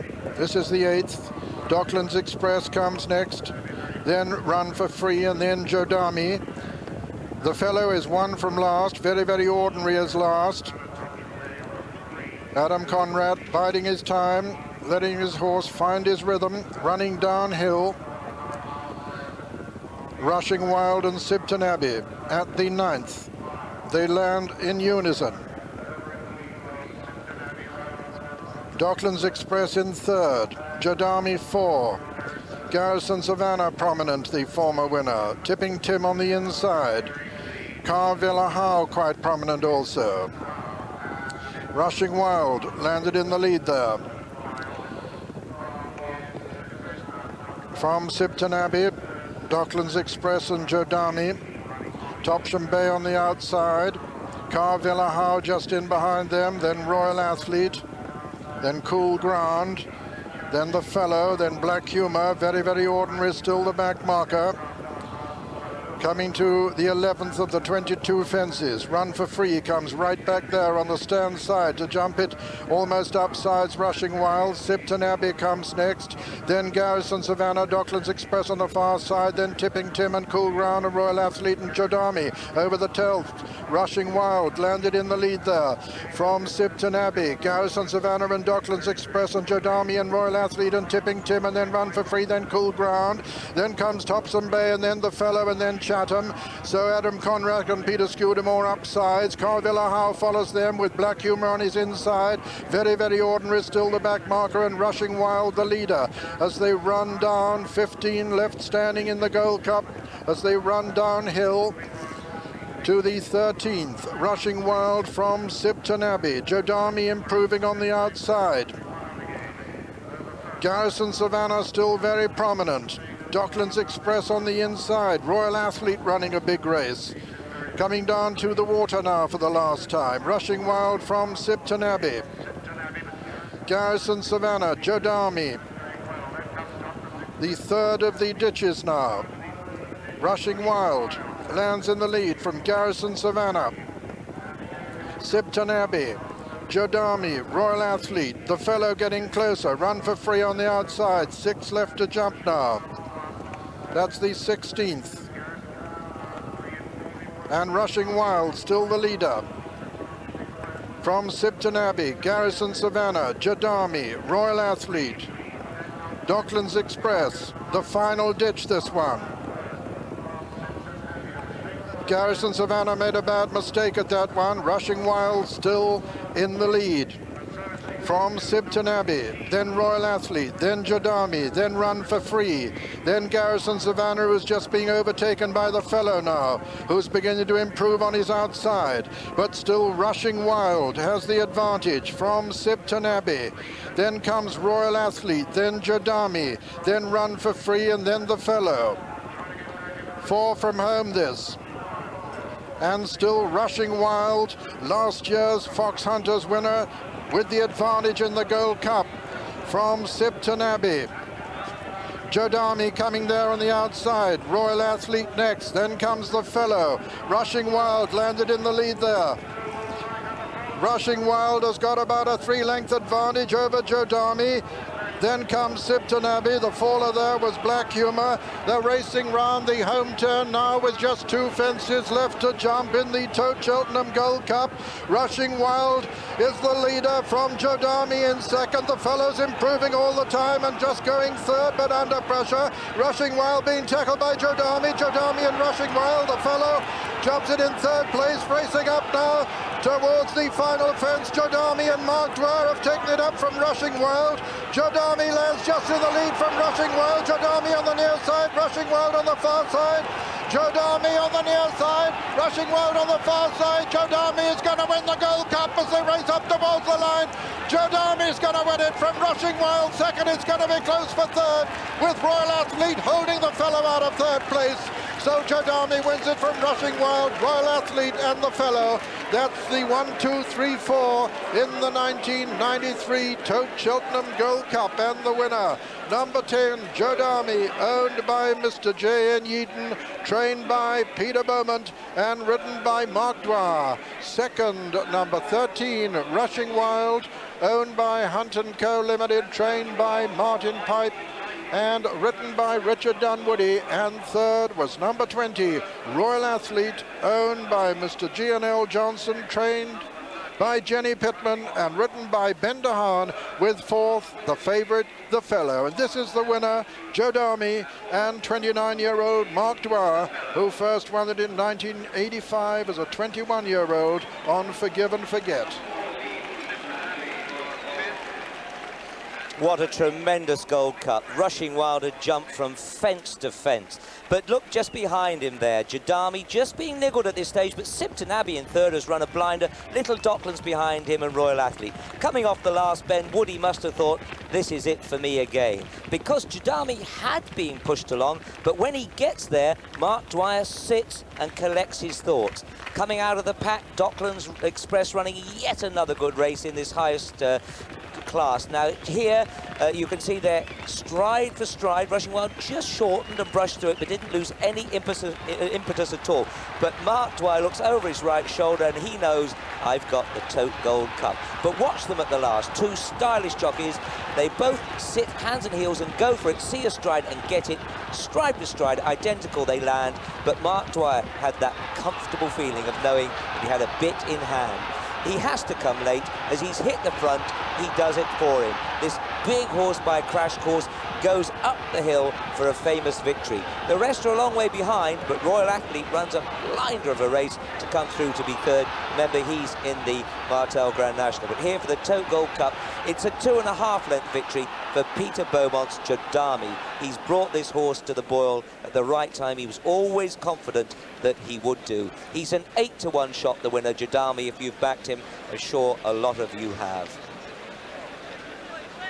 Let's have a look from another angle. Bill, at this point, two out then. Although Jadami had been niggled to get there, Mark sat.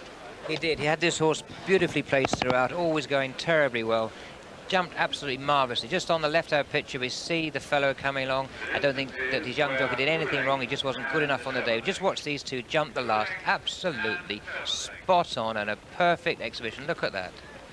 Now, as we look behind them, Royal Athletes come to third. Sipton Abbey has run a tremendous race there back in 4, and Little Docklands Express, Run for Free just behind, just jumped awkwardly there, missing a bit. The ground was too fast for him. Then the red colours of the fellow, Garrison Savannah, Tipping Tim, cool ground, and Chatham rather disappointing behind. This is a good victory because Peter Bowman's small yard, he's done nothing wrong, and he's got him right for the right moment. That's a perfect piece of training. Horse wins there, his ears cocked, just like a good Gold Cup horse should. And being led back in by Tim Unwin. Here's Adam Condrat. Can be a little bit tricky, but he's okay. Racing towards the first with Run for Free on the far side. Cavi's Clown actually with his white face there showing in the lead from Run for Free and Docklands Express. And Very, Very Ordinary. This is the first of the ditches. Cavi's Clown from Run. Oh, Cavi's has nearly got. Oh, he has. Yes, he didn't give Brad any chance there. So the senior runner has gone already. That's the second time in succession he's done that. He did it at Cheltenham, I'm afraid. And coming to the third now, leaves Run for Free clear of Docklands Express and Very, Very Ordinary. And that was the third, and now out into the country. There are 19 fences in all in this Martell Cup chase, which carries an owner's prize of 22,825 to the winner, 9,530 to the second, and 4,514 to the third. Brad's up on his feet all right. And Cav is continuing, following Run for Free as they come to the next, number 4. Run for Free with Caviz jumping boldly up there on his outside, looking as though he's enjoying himself, the old horse. Docklands Express behind, and then Very, Very Ordinary. Number 5.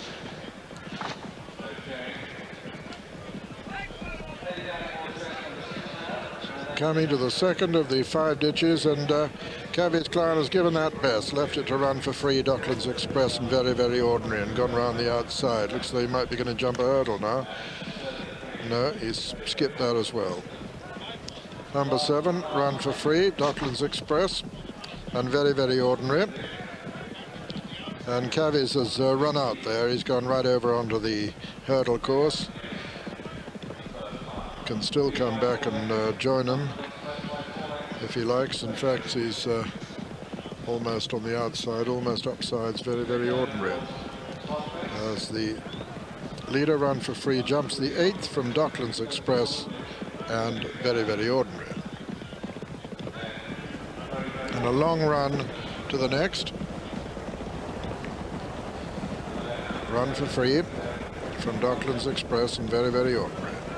Caviz Clown right over on the hurdle course now, and approaching what would be the third last flight, in fact. Number 9 for the competitors in the chase, though. This coming up to another ditch, The third of them, number 10, Run for Free from Docklands Express, and Very, Very Ordinary.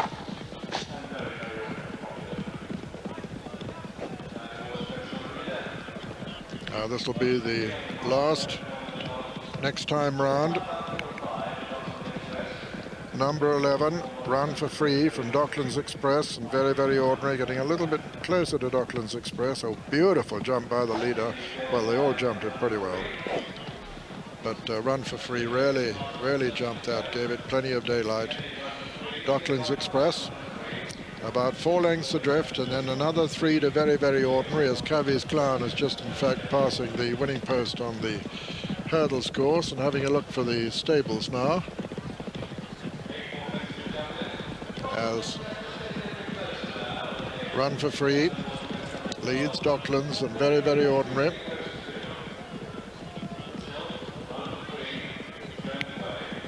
Number 12, Run for Free, Docklands and Very, Very Ordinary. Very, Very Ordinary not foot perfect there. Number 13, Run for Free from Docklands. Better jump by Docklands of the two there, but he's still got quite a bit of ground to make on the leader. The fourth ditch now. Run for Free, Docklands. Another good jump by the little horse there, Docklands. He's not far off the leader now. 5 out this is. Run for Free from Docklands Express. Gap of about 10 lengths then to Very, Very Ordinary. Run for Free by a couple of lengths from Docklands Express as they race towards the 4th last fence in this Martell Cup. Run for Free from Docklands Express, 10 to 15 lengths back to Very, Very Ordinary. Another plain one, then a ditch, and another plain one. 3 fences left to jump. Run for Free from Docklands Express. Run for Free from Docklands, and not so much between them now. Now coming to the final ditch. Run for Free on the far side. 2 out this is. Docklands Express on the near side. There's a race on here at the final ditch. Docklands just touches down from Run for Free. Docklands on the near side now from Run for Free on the far side. Run for Free looking as though he's got most running in him, but Docklands looking as though he has the advantage as they come to the final fence. Docklands on the near side. Docklands lands a length in front of Run for Free, but dives a little bit to the left. And it's Docklands Express from Run for Free as they race up towards the line. Docklands Express from Run for Free at the line. Docklands Express has passed the post first from Run for Free with Very... But the action not far away, even though the starter's not on his rostrum, these jockeys are very keen. Remember, the 3rd fence is the chair, and they all want to have a look at it. Keith Brown mounting his rostrum, Peter O'Sullivan. Because it's very short. The 23 runners under orders. Who's planted? Has to keep their heads off the tape. Get him up. 18 fences to be jumped this time. The first of them is number 13 in the National, number 29 on the 2nd circuit. And well-known character is one of the first to show as they come to it with Sirrah J over on the far side. Tarkogan's Best well up there with Way of Life, and as they jump it, well-known character lands in the lead from Sirrah J. Bell Course right in rear there at that one. All safely over the first. Way of Life has come up to dispute the lead with Sirrah J now. Way of Life jumps that with Sirrah J. Just in behind them, well-known character, then Way of Life. Now they're racing towards the chair. Number 3 in the John Hughes Memorial, number 15 in the National, and Sirrah J is the leader at the chair. Sirrah J from Channel Skate and Way of Life on the far side. Well-known character's gone there. Well-known character's a faller, and Winnabuck has been brought down. Winnabuck has gone as they jump the water. Sirrah J from Western Legend and Way of Life, and then Over the Deal on the inside. Lumberjack is up there with Strong Gold, and then Channel Gate, and then Boom Time on the inner, then Captain Brandy. And as they run down now towards the Melling Road, it's Western Legend and Sirrah J disputing it from Over the Deal, with on the outside Way of Life, Channel Gate well up there, and Lumberjack and Strong Gold, and over to John Hanmer. Western Legend on the inside of Sirrah J, Over the Deal, Channel's Gate and Way of Life towards the outside. Tucked in on the inside, Strong Gold and Lumberjack and Southern Minstrel, and this is the fifth fence they're coming to now.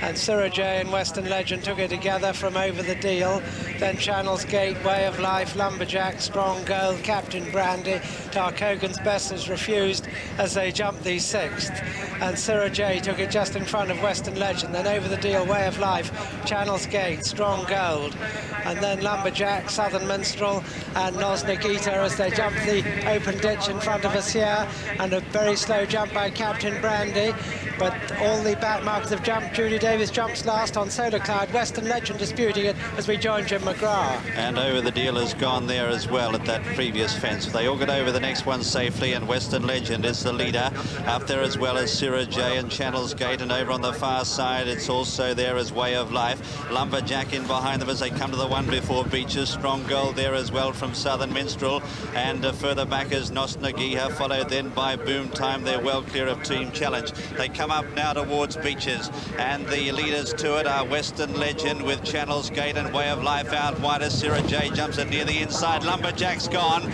at Beaches, getting over it too. Up there is Sirrah J, followed then by Southern Minstrel as the tail enders get over it okay, and Judy Davis is last of all on Solar Cloud. Over the Foynhaven fence, mistake by Nosnagiha, and the leader is Sirrah J. From in second facing Western Legend. Strong Gold is third, followed by Channel's Gate. A gap then to Southern Minstrel from Way of Life as they come to the canal turn. Sirrah J jumps it on the inside of Western Legend. Channel's Gate fourth then is Strong Gold. A gap further back behind them as they come to Valentine's is Southern Minstrel going well, and Bell Course has been pulled up in rear as they go over Valentine's now, and it's Sirrah J the leader on the inside from Western Legend. Up there is Channel's Gate, then Strong Gold, and just behind them Southern Minstrel, and we rejoin John Hanmer. That was 5 out, and the leader over that was Sirrah J just from Channel's Gate, Western Legend, Strong Gold, Southern Minstrel, Boom Time, Way of Life and Nosnagita, and there in front of Wrekin Hill, last open ditch, 4 fences from home, and Western Legend touchdown in front there from Channel's Gate, Sirrah J, Strong Gold, Southern Minstrel, a gap to Boom Time, another gap to Way of Life and Nosnagita. Solar Clouds pulled up, 3 from home, and Channel's Gate and Western Legend took it together. Southern Minstrel's going third ahead of, in fourth place, Sirrah J. Socks down a faller. Strong Gold is fifth. 6 is Boom Time, and as they go across the Melling Road with 2 to jump, it's Channel's Gate and Western Legend from Southern Minstrel, Sirrah J, Strong Gold, Boom Time and Nosnagita, and over the hill as we join Peter O'Sullivan. Yes, 2 fences left to jump. And as they round the bend here, they've got about 4.5 furlongs to run, and Channel's Gate is the leader from Western Legend with Breathing down their neck. Southern Minstrel, then Strong Gold, then Sirrah J, and Boom Time's making ground all the time, and Nosnaghiha's not far off them either. Channel's Gate and Western Legend as they come to the second last. They jump it together with Southern Minstrel coming there strongly towards the left of the picture. It's Channel's Gate over on the right as they come down to the final fence with his white face. Western Legend in the center. As they jump the fence, Southern Minstrel landed in the lead, and it's Southern Minstrel from Channel's Gate. Then Sirrah J over on the far side, and Western Legend and Strong Gold and Boom Time. But it's Southern Minstrel with the advantage as they come to the elbow from Sirrah J, who's fighting back in second place now. It's Southern Minstrel, the leader from Sirrah J, and Channel's Gate as they race up towards the line. Southern Minstrel being challenged again by Sirrah J. Southern Minstrel from Sirrah J as they come to the line. It's going to be a photo. Sirrah J has got up to win it from Southern Minstrel, and it's a photo for third between Nosnaghiha and Channel's Gate, with Strong Gold just behind them. Then came Western Legend and Boom Time. Behind Boom Time was Wrekin Hill, and then Team Challenge. Behind them came our fellow, and on the hooch, behind on the hooch was the top one, Captain Brandy, and then Interim Lib. And so the result of the John Hughes. Her Honour being a little bit mulish. Can I come in again? Yep. Her Honour just 6 Peter Scudamore takes a round at the back, and she comes in again to join the others. Come on! Yep, that's it. That away. Dominant Serenade and Zamira. Zamira on the inside of Dominant Serenade, and then Najati going a steady early pace, with Zamira taking him along from Dominant Serenade and Najati. Her honour is fourth, with Cardi on the inside rail, upsides almost. Zamira, as they come to the first, lands in the lead from Dominant Serenade, and Najati on the outside, got a white face, very easy to spot this one. Cardi over on the far rail, Bull Boss just in behind him at the moment. Coming down to the flight, it'll be the last next time. Number 3 is Zamina from Dominant Serenade and Najati. Bull Boss towards the near side, Cardi and Her Honour over on the far side, and Title Dancer and the grey Sharipa. So quite closely packed as they come up to the winning post on the first circuit, with Zamira the leader from Dominant Serenade and Najati and Her Honour on the inside, then Title Dancer and Bull Boss and Cardi and Sharipa. Pace has quickened appreciably now, with Carl Llewellyn making it on Zamira. Her Honour going up on the inside of Dominant Serenade, Najati close to them. Title Dancer 5 and 6 is Cardi, 7 and 8 are Bold Boss and Shariba. At the fourth, Zamira from Dominant Serenade, Her Honour, Najati, Title Dancer, Bold Boss. Cardi just lost a little bit of ground of that one, has dropped back last. Her Honour going up to be second now to Zamira as they jump the fifth, with Title Dancer just in behind them, Najati on the outside. Her Honour gets up on the inside there of Zamira, and the better jump too. Her Honour from Zamira, Title Dancer for Ireland, then Najati as they swing left-handed. Bull Boss making a little bit of ground now towards the outside, but Her Honour the leader from Zamira, Title Dancer. Then comes Najati getting back into it. Shariba's made quite good progress. They're racing towards the home turn, and as they do so, it's Her Honour on the inside of Zamira, then Title Dancer. Najati next, and then Bull Boss, I should say. Into the home straight now, and still Her Honour and Zamira fighting it out up front as they come down to the third last flight. Zamira on the near side, Her Honour on the far side. Zamira and Her Honour from Title Dancer for Ireland making good ground now over on the far side.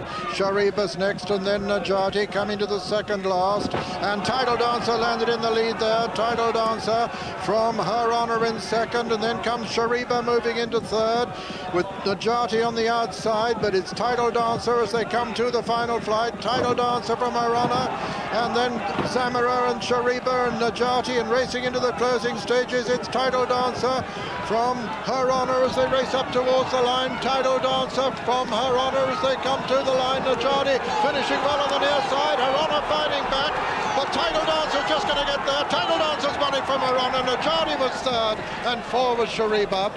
And so the result of the Glenlivet Anniversary Hurdle, first, number 7, Title Dancer, will shortly be on its way. Keith Brown up on his rostrum for the last time to start his last Grand National. Carl Villahour is just turning a bit.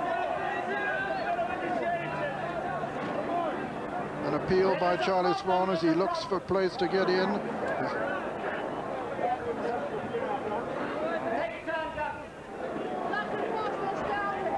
And they're just going to be held up a little bit by the look of it, the start just being very temporarily delayed, and the majority just backing off the tape to keep their partners relaxed. Still 1 and 2 out of the back. Carvilla Howe, he was a little restless at Cheltenham before he jumped off. Direct is also just waiting in rear, and Royal Speedmaster. Chatham is out of the back as well, and Riverside Boy, and then they're all coming off the tape again.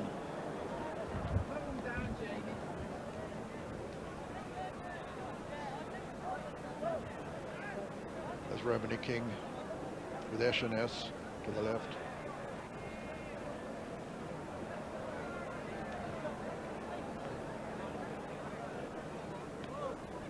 Romany King now has replaced Zita's Lad. Young Adrian Maguire, already established a tremendous following, has ridden over 100 winners this season. On the Gold Cup last season.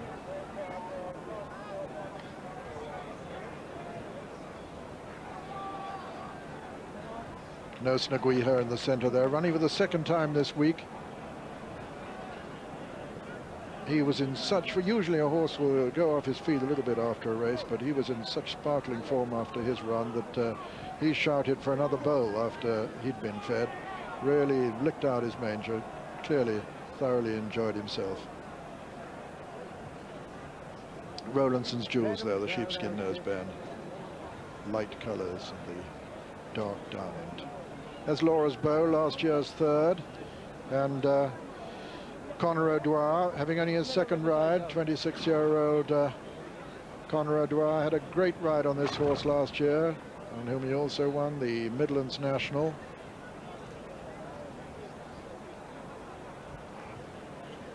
Romany King 7-1, and Party Politics down to 7-1 to join him, last year's winner. Zita's Lad out to 8-1. Royal Athlete 9-1, Garrison Savannah on the same mark, and 10's Barthos 5. Stay on tracks, that grey. Walking right, the committee. Another grey, Howe Street. Very attractive horse, that Howe Street. Not a bad one either. The starter calling him up.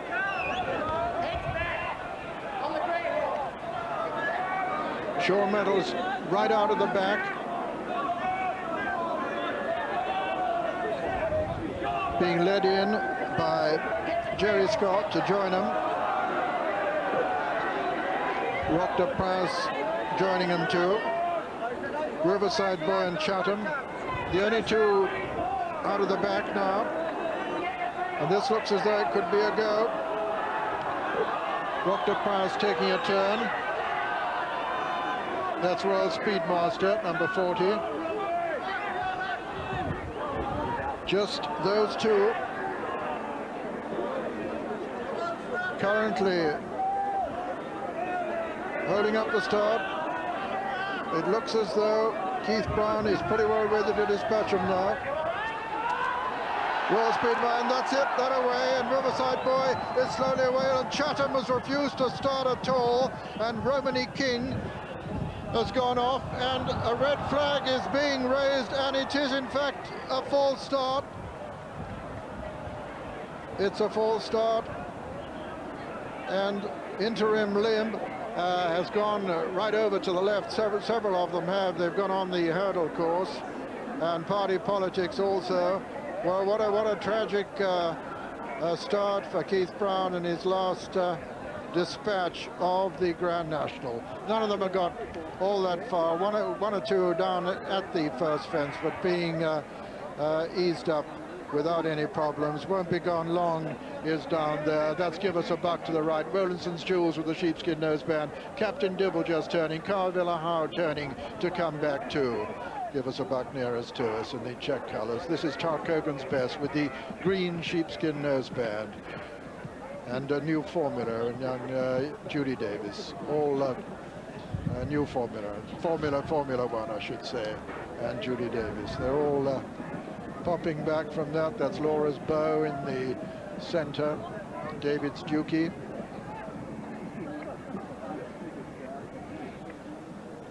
So that was the false start, and you'll see a replay. You'll see that Chatham is left absolutely flat-footed, no chance. But what really caused it was the fact that the tape did not rise properly. That's why they had to be called back, because doubtless one or two may have had their nearest to us, number 18, Rock de Prince, on his far side, number 12. Lots of appeals from the riders because there are several that can't get in line. Chatham getting pretty fed up with it over on the far side, as we see them. Here comes Guineas, sheepskin noseband there, to just backing away now. Martin Pipe, Chatham's trainer, is behind him there, encouraging him to get in and join him, but he's getting very mulish. And this noise from the crowd really getting one or two of them right on their toes. Royal Speedmaster still got to get in to join the others. He's currently out of picture, but I doubt if Keith Brown will wait indefinitely. That's David Stuckey spinning round. This is him nearest to us, Royal Speedmaster, with the press curve, being led in by Jerry Scott now. And for a moment it looked as though Keith Brown had him.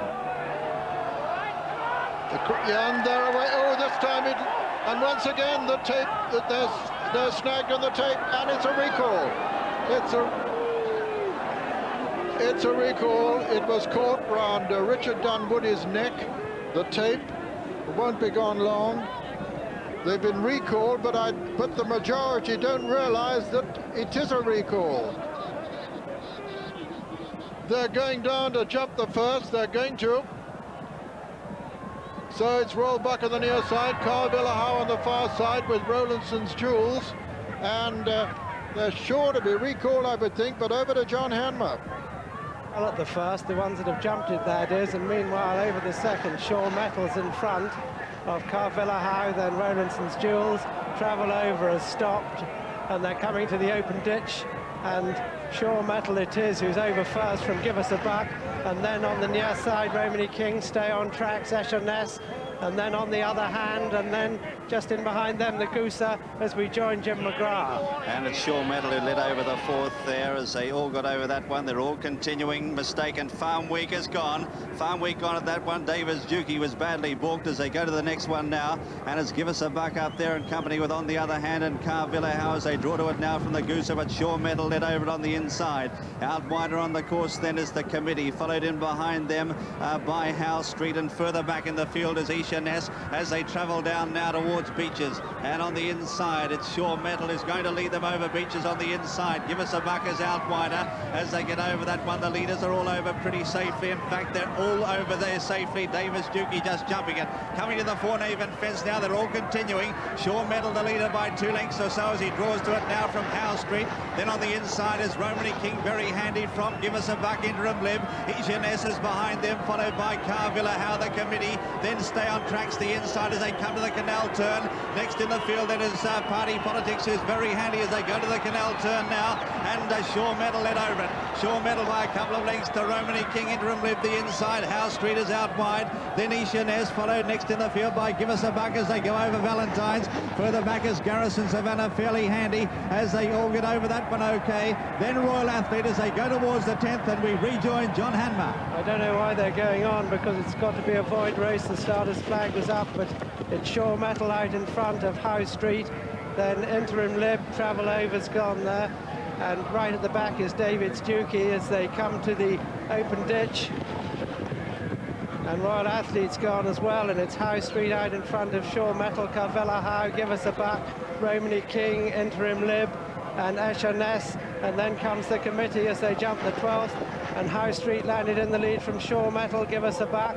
Then on the inside, Romany King and Carvella Howe, then Escher Ness, Interim Lib, the Committee, and they're followed by, on the other hand, Party Politics and Garrison Savannah, and Laura's Bow on the outside.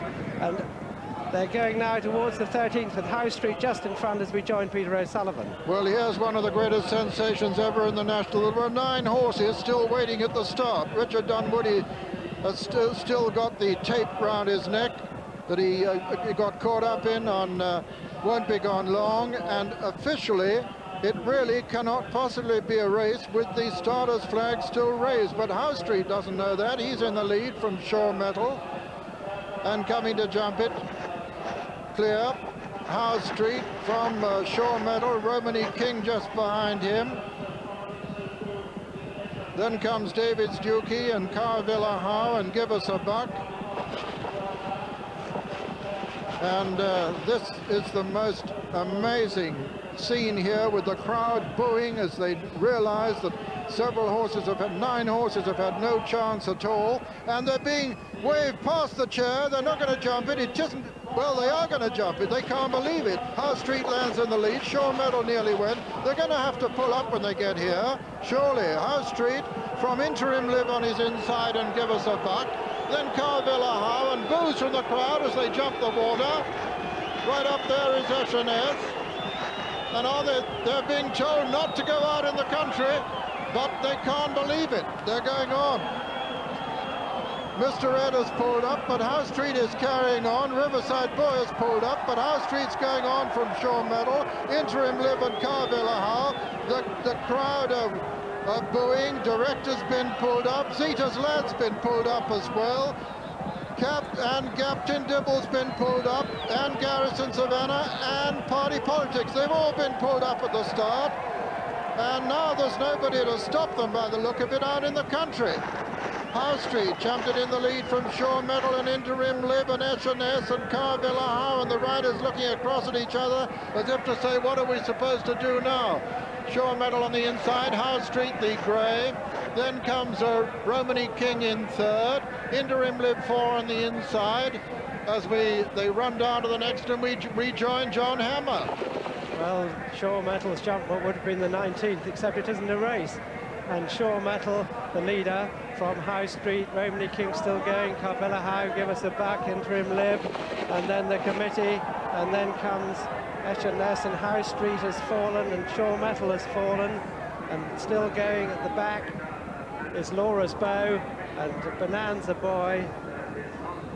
Joyful Noise has pulled up, and possibly the jockeys think that the people waving flags are demonstrators, and that's why they're going on. But let's join Jim McGrath at Beeches. Well, this absolute farce, they're still continuing here, and we can see 8 of them on screen now as they come to Beeches. Give Us a Buck goes right through it on the outside. Fortunately, they've got over it okay. They're realizing it, the riders here. They're slowing up to a virtual walk as they come towards the Foynehaven fence. Romany King, Adrian Maguire having his first ride in the race on the inside. The committee, Interim Live, Carvilla Howe just on the outside as in behind them, Give Us a Buck. But they're all sensing something's wrong, but nobody's really game enough to pull up as they come towards the canal turn now. The Goose are out of the race there. Mistake by Interim Live, but this absolute farce continues. Interim Live's rider has been unseated. They come now towards Valentine's, and the leader, Romany King, on the inside of the committee, then Carvilla Howe, and behind them, Give Us a Buck. On the other hand, Bonanza Boys refused, but they're continuing on as they go to the next. Let's rejoin John Hammer. And this would be 5 out, and up in front it's Romany King and the committee from Carvilla Howe on the other hand, and then Give Us a Buck and Echenez, and they're clear of Laura's Bow, and those are the only ones I think. And the committee led over the open ditch 4 out, the committee from Romany King, then Carvilla Howe, Give Us a Buck, on the other hand Echenez and Laura's Bow, and this would be 3 out, and Romany King and the committee took it together from Carvilla Howe. Then on the other hand is next with Give Us a Buck, and they're followed by Echenez, and they're clear of Laura's Bow and over to Peter O'Sullivan. Well, this is one of the greatest disasters in the history of the National, because here are these heroic competitors preparing to come to the second last fence, believing that the race is on. It cannot possibly be an official race.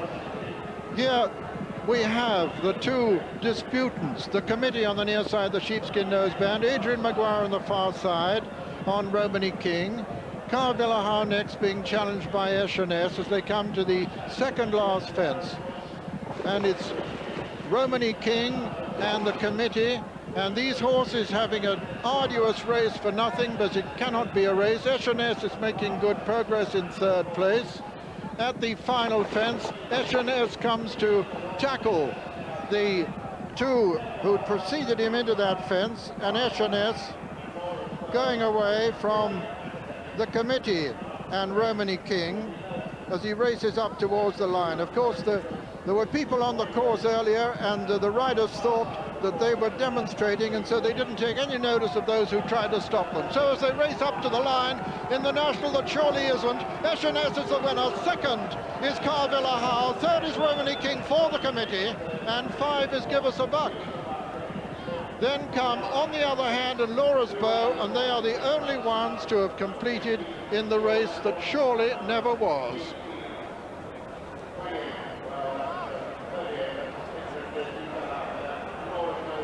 So, an incredulous group of jockeys. There's Jamie Osborne, latent talent there.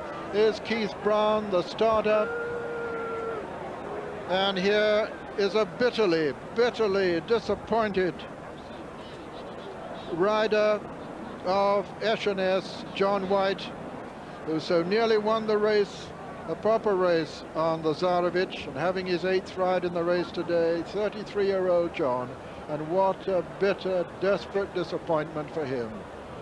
The most sensational occurrence during the long history of the world's most famous steeplechase. And inquests now. Richard Pittman talking to Keith Brown there.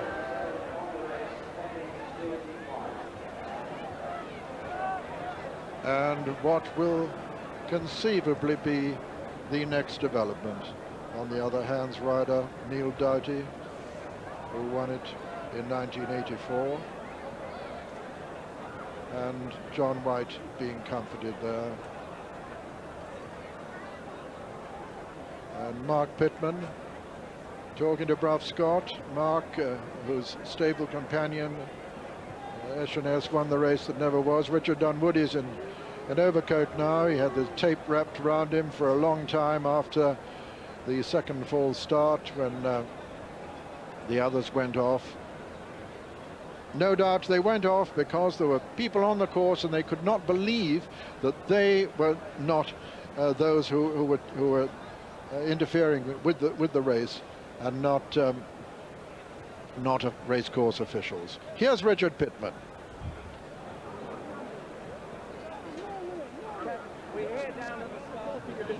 The starting, the opinion is surely that they didn't obey your recall the second time. That is correct. And so what does that imply? It implies that the ones that did obey the recall flag should be allowed to start again. So nine could start again? I think it was 9, yes. I'm waiting for stewards to check that. And anyone who went to circuit or fell or are ineligible to restart if that happens? Under the rules of racing. See you in the court. Under the rules of racing at the moment, yes. Thank you very much indeed, Keith Brown, starter. I'll see you in the courts. I've never heard anything so stupid in my life.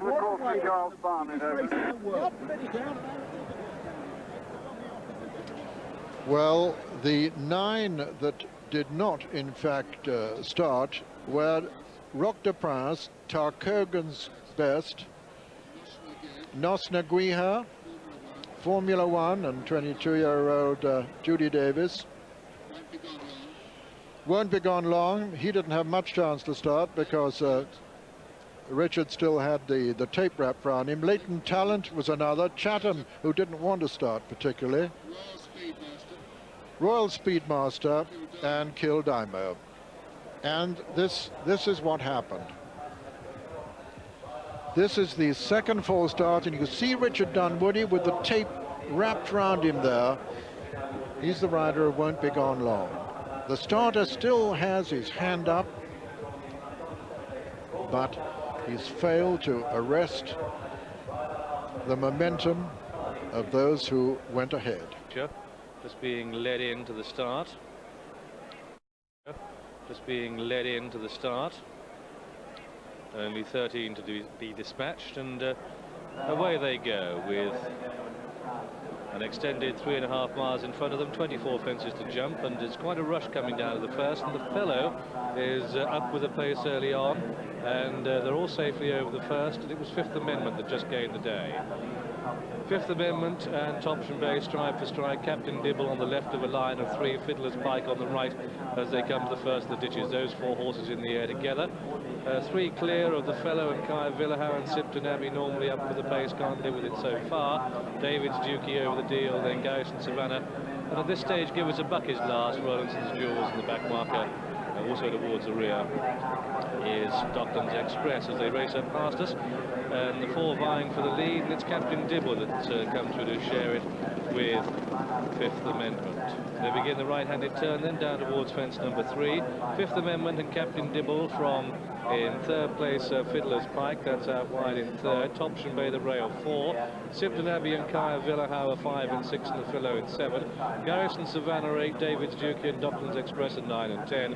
And then over the deal, Robinson's Jewels and Give Us a Buck, just a bit outpaced as they come down towards fence number 3. Going to it, and it's Fifth Amendment that's coming to it and takes it in the lead. Fifth Amendment by about a length to Captain Dibble the inside of Thompson Bay, and then Fiddler's Pike out wide, and they level up down the back straight, and it's still Fifth Amendment by about a half to Captain Dibble and Fiddler's Pike. And then comes Thompson Bay in 4 and Kai Villahow. Lovely lead there by the fellow wide of Docklands Express. And they head down towards the second in the back straight. Fifth Amendment, Captain Dibble, Fiddler's Pike and Thompson Bay all over that one. And then comes Sipton Abbey and Docklands Express and Kai Villahow and the fellow as they leap that ditch. And then Garrison Savannah. And just forward a little bit detached, and they are David's Dukey. And also at this stage over the deal and Robinson's Jewels and Give Us a Buck. There they a little bit detached. Go to the water jump and coming into it, and it's Fifth Amendment that pops over in the lead. David's Dukey not as fluent as some of the others there, and they head down towards the first of the island fences, and the field effectively quite closely grouped as they come down towards the first of these island fences, and Fifth Amendment on the right. On the left in the red cap, that's Thompson Bay. In between them is Captain Dibbles, just starting to run a bit lazy, pushed along there by Carl Llewellyn. Docklands Express has made a bit of ground, so too Garrison Savannah and Fiddler's Pike on the outside, and Sipton Abbey not that far away, and they're all within about 12-15 lengths of each other as they begin the turn out of the back straight for the first time, and they've jumped 10, and it's Fifth Amendment leading. Let's check the odds of reward. The fellow at 7-2, Kai Villahow at 9-2, Garrison Savannah at 5-1, the Dibble is 11-2, and Docklands Express at 6-1, 15-2 far. So the fellow, the favourite, and that's in the red colours with the white cap, tucked in about 8th or 9th spot, but it's all to play for coming down towards the 11th, and they've all but completed a lap in this, the 37th running of the Whitbread Gold Cup, and it's Fifth Amendment with Thompson Bay the inside. This is the 11th fence, and they all popped over it well. Over the deal now, just the back marker, and they've completed a circuit, and it's Fifth Amendment leading from Thompson Bay on the inside in the red cap, and then just behind these comes Garrison Savannah getting a bit closer, Fiddler's Pike and the fellow on the outside, and boy, this is bubbling up into be some race. They come down towards the 13th. This is the third ditch they jump, and it's Fifth Amendment. Ben DeHaan taking the field along, coming to it. Fifth Amendment's over safely, and as they race up past the stands, it's Fifth Amendment leading from on the inside Thompson Bay. John Oaksey, John Frankham, this could be a cracker. Fifth Amendment making a wonderful show for Saxon House and the Warwind team, probably the last runner in the Whitbread, trained by either Mr. or Mrs. Warwind, going really well. And there's Mrs. Rosemary Henderson moving up on Fiddler's Pike, but going noticeably well just behind the leaders, Garrison Savannah. He's going well, just as you see at the back over the deal. Cavillau doesn't look to be going all that well. Sipton Abbey's been struggling most of the way. Give Us a Buck was struggling, but he seems to have got into the race a little bit more now. And at the front, Fiddler's Pike, Fifth Amendment, both jumping from fence to fence. head down towards fence number 14. Then the two that are out are over the deal, and Simpton Abbey is the trailer of the main group, but it's still Fifth Amendment that takes it up. And Simpton Abbey, a mistaken. Captain Dibble has dropped out the back. The fellow is going as well as any. Red colours with a white cap, and he is going well. Starting the turn into the back straight, then Marne the quarter to go. Fifth Amendment still by a length and a half to Topsham Bay and Garrison Savannah and Give Us a Buck and the fellow, and then Docklands Express the inside to Kai Villahow. Then comes Fiddler's Pike and David's Dukey ridden along, then Rowlandson's Jewels, Captain Dibble and Simpton Abbey, and tailed off by a fence is Over the Deal. Continuing their run down towards the last ditch, they have to jump, and Fifth Amendment comes to it. Fifth Amendment and Give Us a Buck and Topsham Bay are the three now, to Docklands Express and Garrison Savannah, and the fellow from Going Well is being pushed along to hold a position, and 2 lengths back to Kai Villahow and 4 back to Fiddler's Pike as they go towards the water jump for the second and final time. Give Us a Buck it is. Give Us a Buck from Topsham Bay, and then Fifth Amendment running a big race for an outsider. They've got 6 more fences to jump, and coming into it, it's Give Us a Buck the leader. Give Us a Buck who's coming to it just on the left of the picture from Fifth Amendment and Topsham Bay. The red cap, yellow cap is Docklands Express, orange colours Garrison Savannah yet to make an effort and getting closer. The fellows pushed along. Kai Villahow in the pink on the right, and Rowlandson's Jewels with a lot to do and 5 to jump, and it's Give Us a Buck from Topsham Bay in second, going ominously easily. On the outside is Fifth Amendment plugging on well. Class horses queuing up to take him on. Kai Villahow's making ground. Docklands Express and Garrison Savannah the rail, and Rowlandson's Jewels is making ground too as they begin the turn down towards the pond fence, and the leaders have got 3 to jump. And it's just Give Us a Buck and Topsham Bay. Docklands Express, the yellow cap in behind them. The fellow will finish. Kai Villahow for Ireland in the pink colours is coming there. Rowlandson's Jewels on the right in the black and white. Orange colours Garrison Savannah, and Fifth Amendment has cracked, and they've got 3 to jump now. Give Us a Buck on the inside of Topsham Bay by 2 to Docklands Express in third, and then Kai Villahow now looking one-paced as they begin the home run, and they've got 2 to jump. And it's Give Us a Buck for David Ellsworth. Topsham Bay bidding for a double in the race. 2 out from Topsham Bay. And Give Us a Buck stride for stride. 3 clear of Docklands Express. 4 back to Kai Villahow. And it's a match for the Whitbread as they come down towards the final fence. And it's Topsham Bay and Give Us a Buck. They both leap the last together. Give Us a Buck the far side. And Topsham Bay. They're clear of Docklands Express in third. And this hill is playing a factor again. And Give Us a Buck is rolling about a bit. And Topsham Bay is digging deep. Neither horse wants to lose, but at the line it's a photo between Give Us a Buck and Topsham Bay, clear of Kai Villahow, who was third, and then came Docklands Express and the fellow, and behind that one Garrison Savannah, and then Rowlandson's Jewels, and behind Rowlandson's Jewels is Captain Dibble, and David's Dukey completed, but Fifth Amendment pulled up, Fiddler's Pike pulled up, and looking down the field, I can tell you that Simpton Abbey pulled up. And so the result of this, the 37th Whitbread Gold Cup, it's gone to horse number 9, Give Us a Buck. In a photo there on the far side, this horse that completed and ran so bravely in the race that never was, has gained some compensation by winning at 20 to 1 this 37th running of the Whitbread Gold Cup. In the colours of Mr. K. Costello, trained by David Ellsworth and ridden by Paul Holly on the left there. The horse rolled a bit about on the run to the line, but who can blame him? He'd had a terrific run at Aintree, and over 3 miles 5 here, he saw the hill out well, just depriving number 7 Topsham Bay in the dieting closing. But there is a steward's inquiry called to the outcome of this, the Whitbread. The third horse home was Kai Villahow, but let's judge the evidence as we review the closing stages from a different angle. I'm afraid a steward's inquiry was inevitable again, because as you'll see, after they land over the last, Paul Holly, using the whip in his right hand, Give Us a Buck hangs across towards Topsham Bay. Jump the last now, there's still clear daylight between them, but now I think you'll see Give Us a Buck come off a straight line.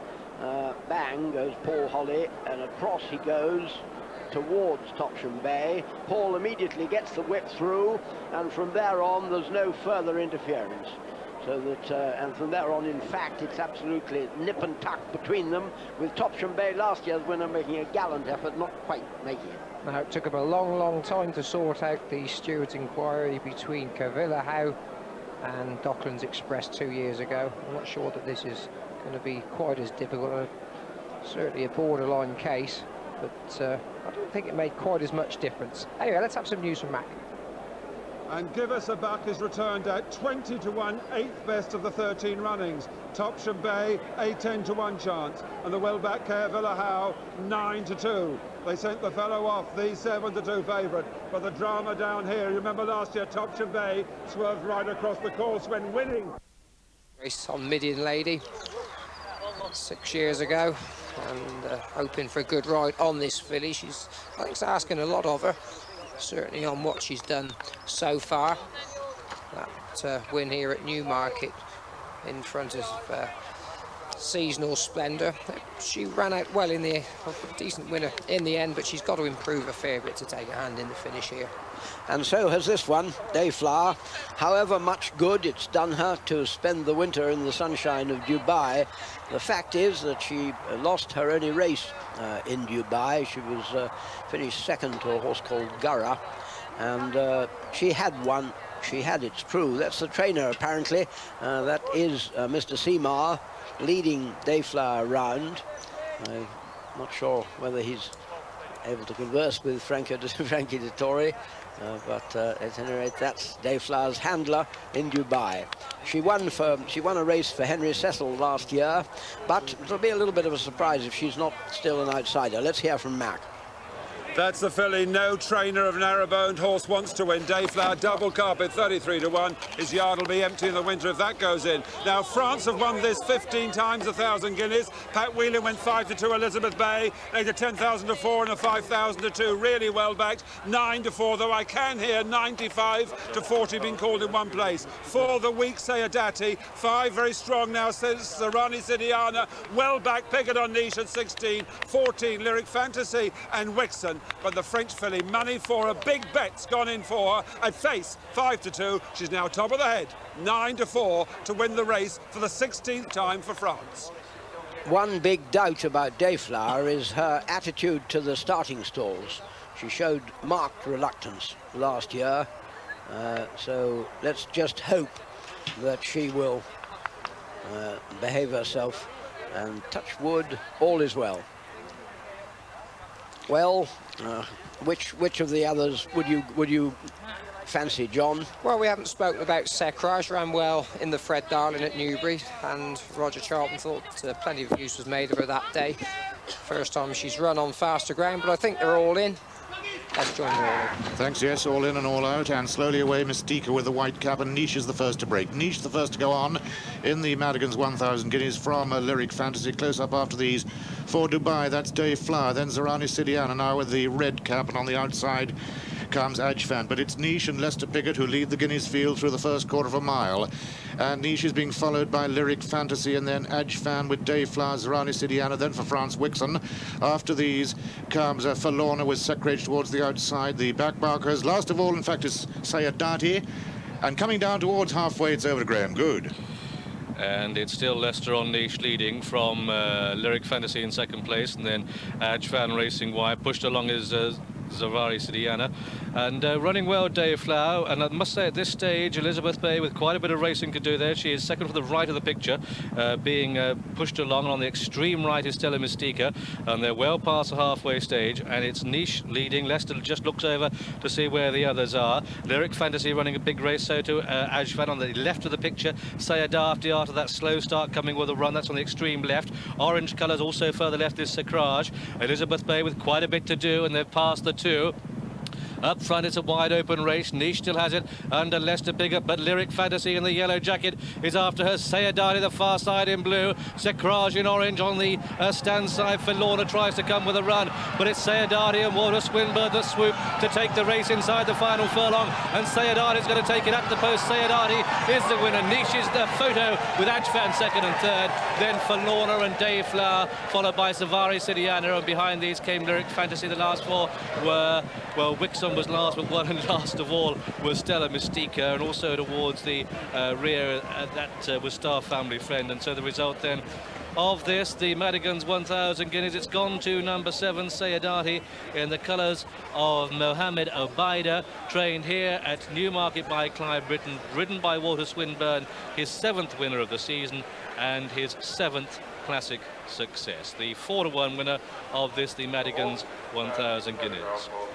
And Walter there, well, I thought Sayadati was a little bit slowly out of the stalls, didn't get the best of runs early. It's a photo for second place between Nish and the fast finishing Ajfan, but Walter Swinburne on Sayadati, this daughter of Shadid out of Dubai, came home up the hill. Walter Swinburne just had to show the whip, and coming home up Periscope, and he's got another winner. You'd never believe it, would you?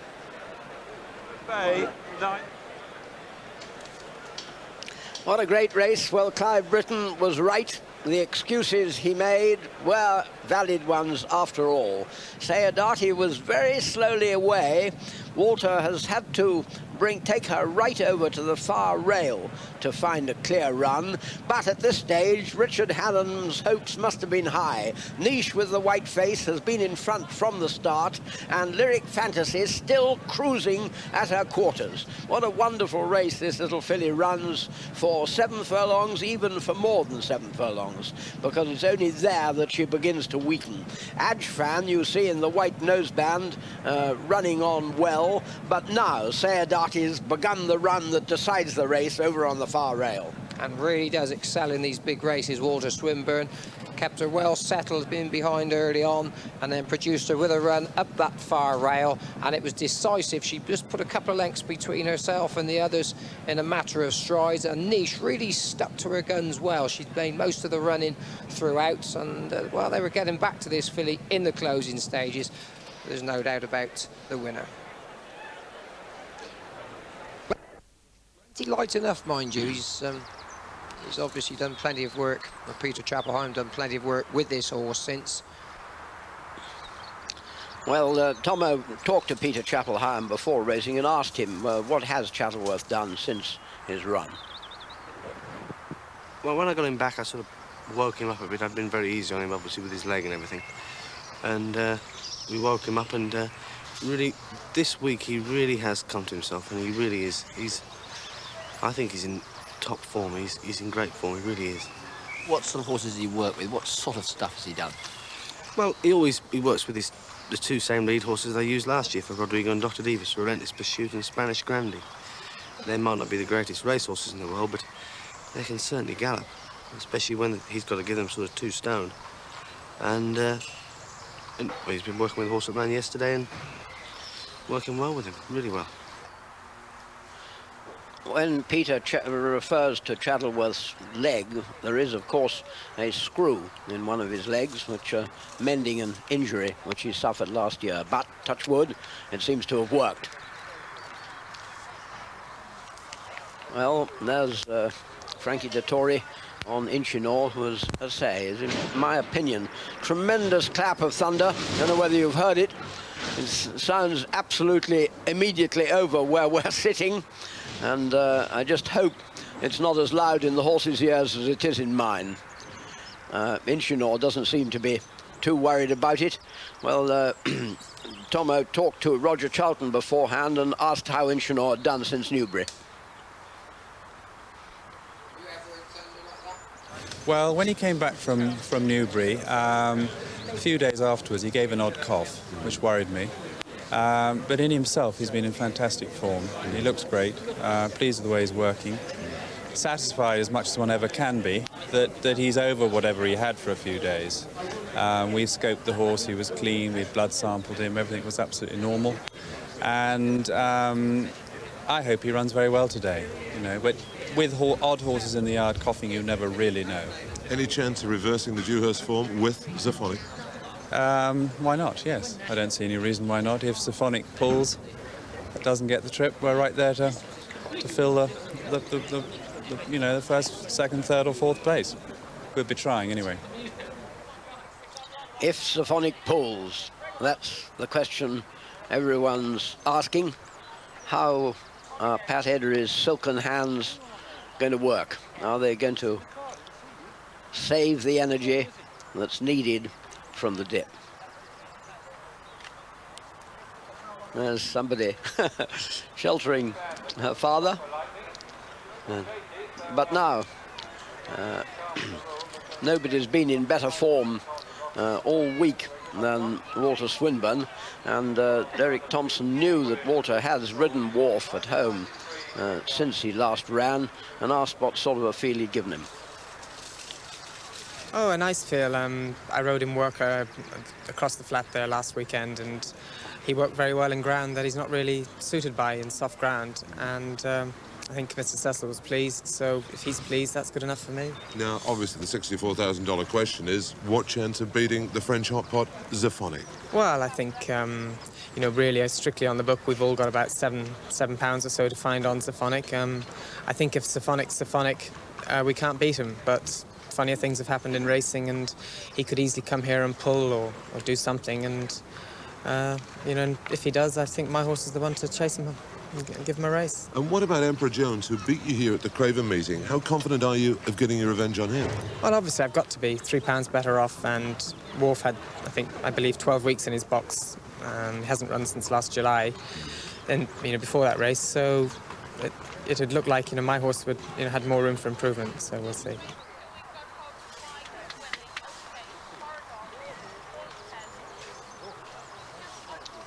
Zephonic now the 11 to turn on favourite. Wharf is 7 to 1. Shuttleworth at 8s. And Baratheer at 10s. Ichinor is 12 to 1. Emperor Jones, Pembroke and Right win all at 20s. And they go 25 to 1 bar those. And now Ichinor is into 10 to 1. Opened at 14s. Ichinor now a 10 to 1 shot.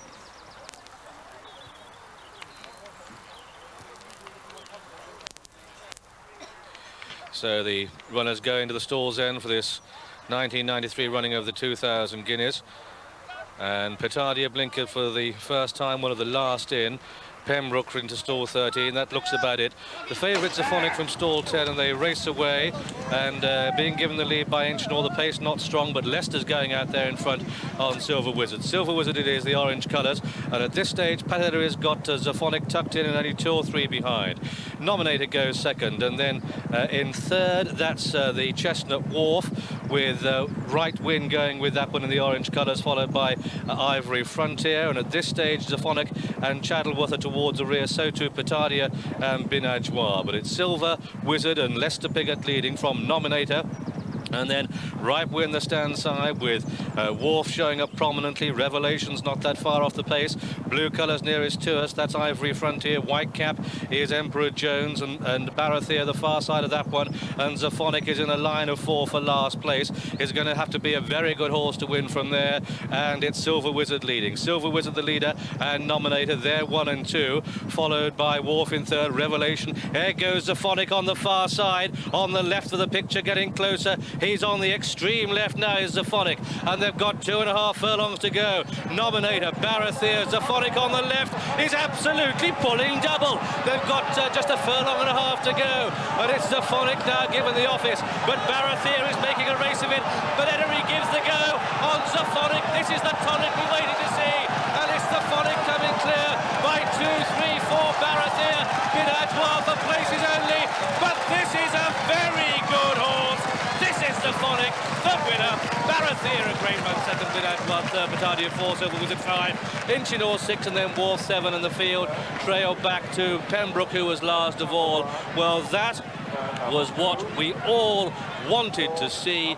Those fans of Zephonic, well, the omens, the cloud, the thunder, the lightning that was around the roof just before the start of this 1993 2000 Guineas had everybody on their toes, but Zephonic is absolutely in a class of his own. He has annihilated them. He's turned the most competitive field we've got into a possession.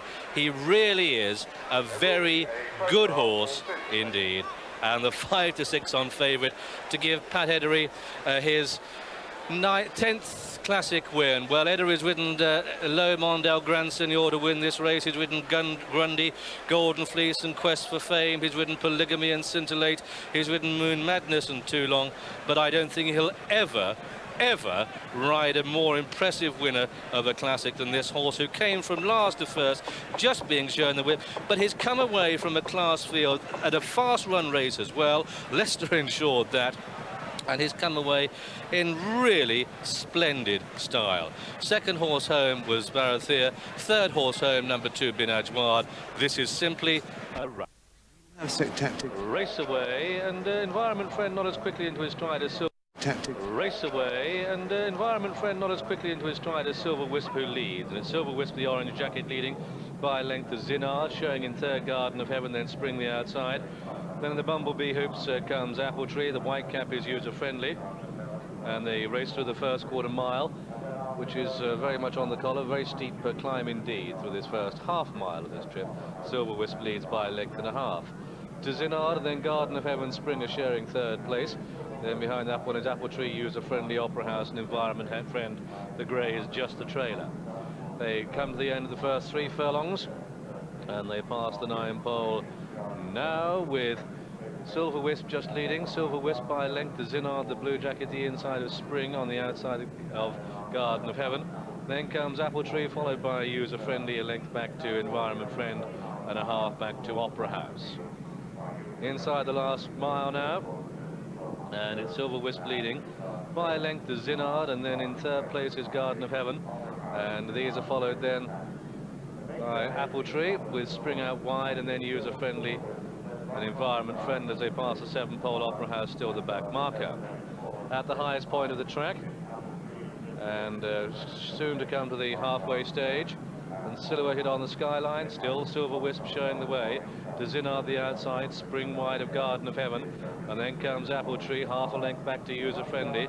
Then comes Environment Friend, and still Opera House the back marker as they race down past the 5. 9 to 4 joint favourites they opt the off. That's Opera House and user-friendly, and they're last but 2 at this stage, and they come down to the 4, and the pace is being set by Silver Wisp, but Zinard the outside, Spring wide of Apple Tree, and then Garden of Heaven the rail as they round Cheltenham corner, and they're in line for home now, and they're electing to come down the centre to stand side, with the exception of Garden of Heaven, who's racing alone.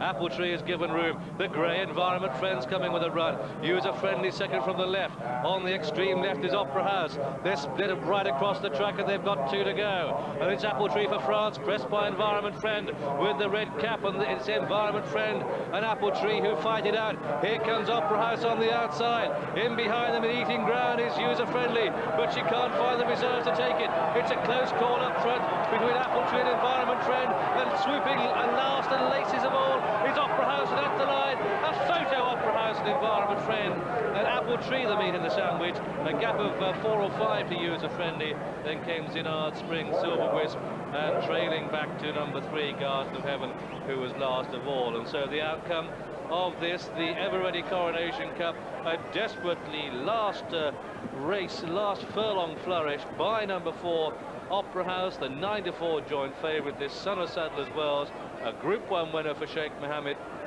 This one bred at the Bearn Valley Stud, ridden by Michael Roberts, and Opera House continued his great win-to-run ratio. That's his 6th win from 13 starts. And this son of Sadler's Wells, out of that great mare Colour Spin, well, he's certainly done very well indeed. Officially, though, the judge calls a photo between Opera House and Environment Friend, who had a great battle with Apple Tree for 2nd and 3rd. It's a close call for 2nd and 3rd, but it's Opera House that's gained the day. I think the head-on might be interesting through the last furlong and a half as well.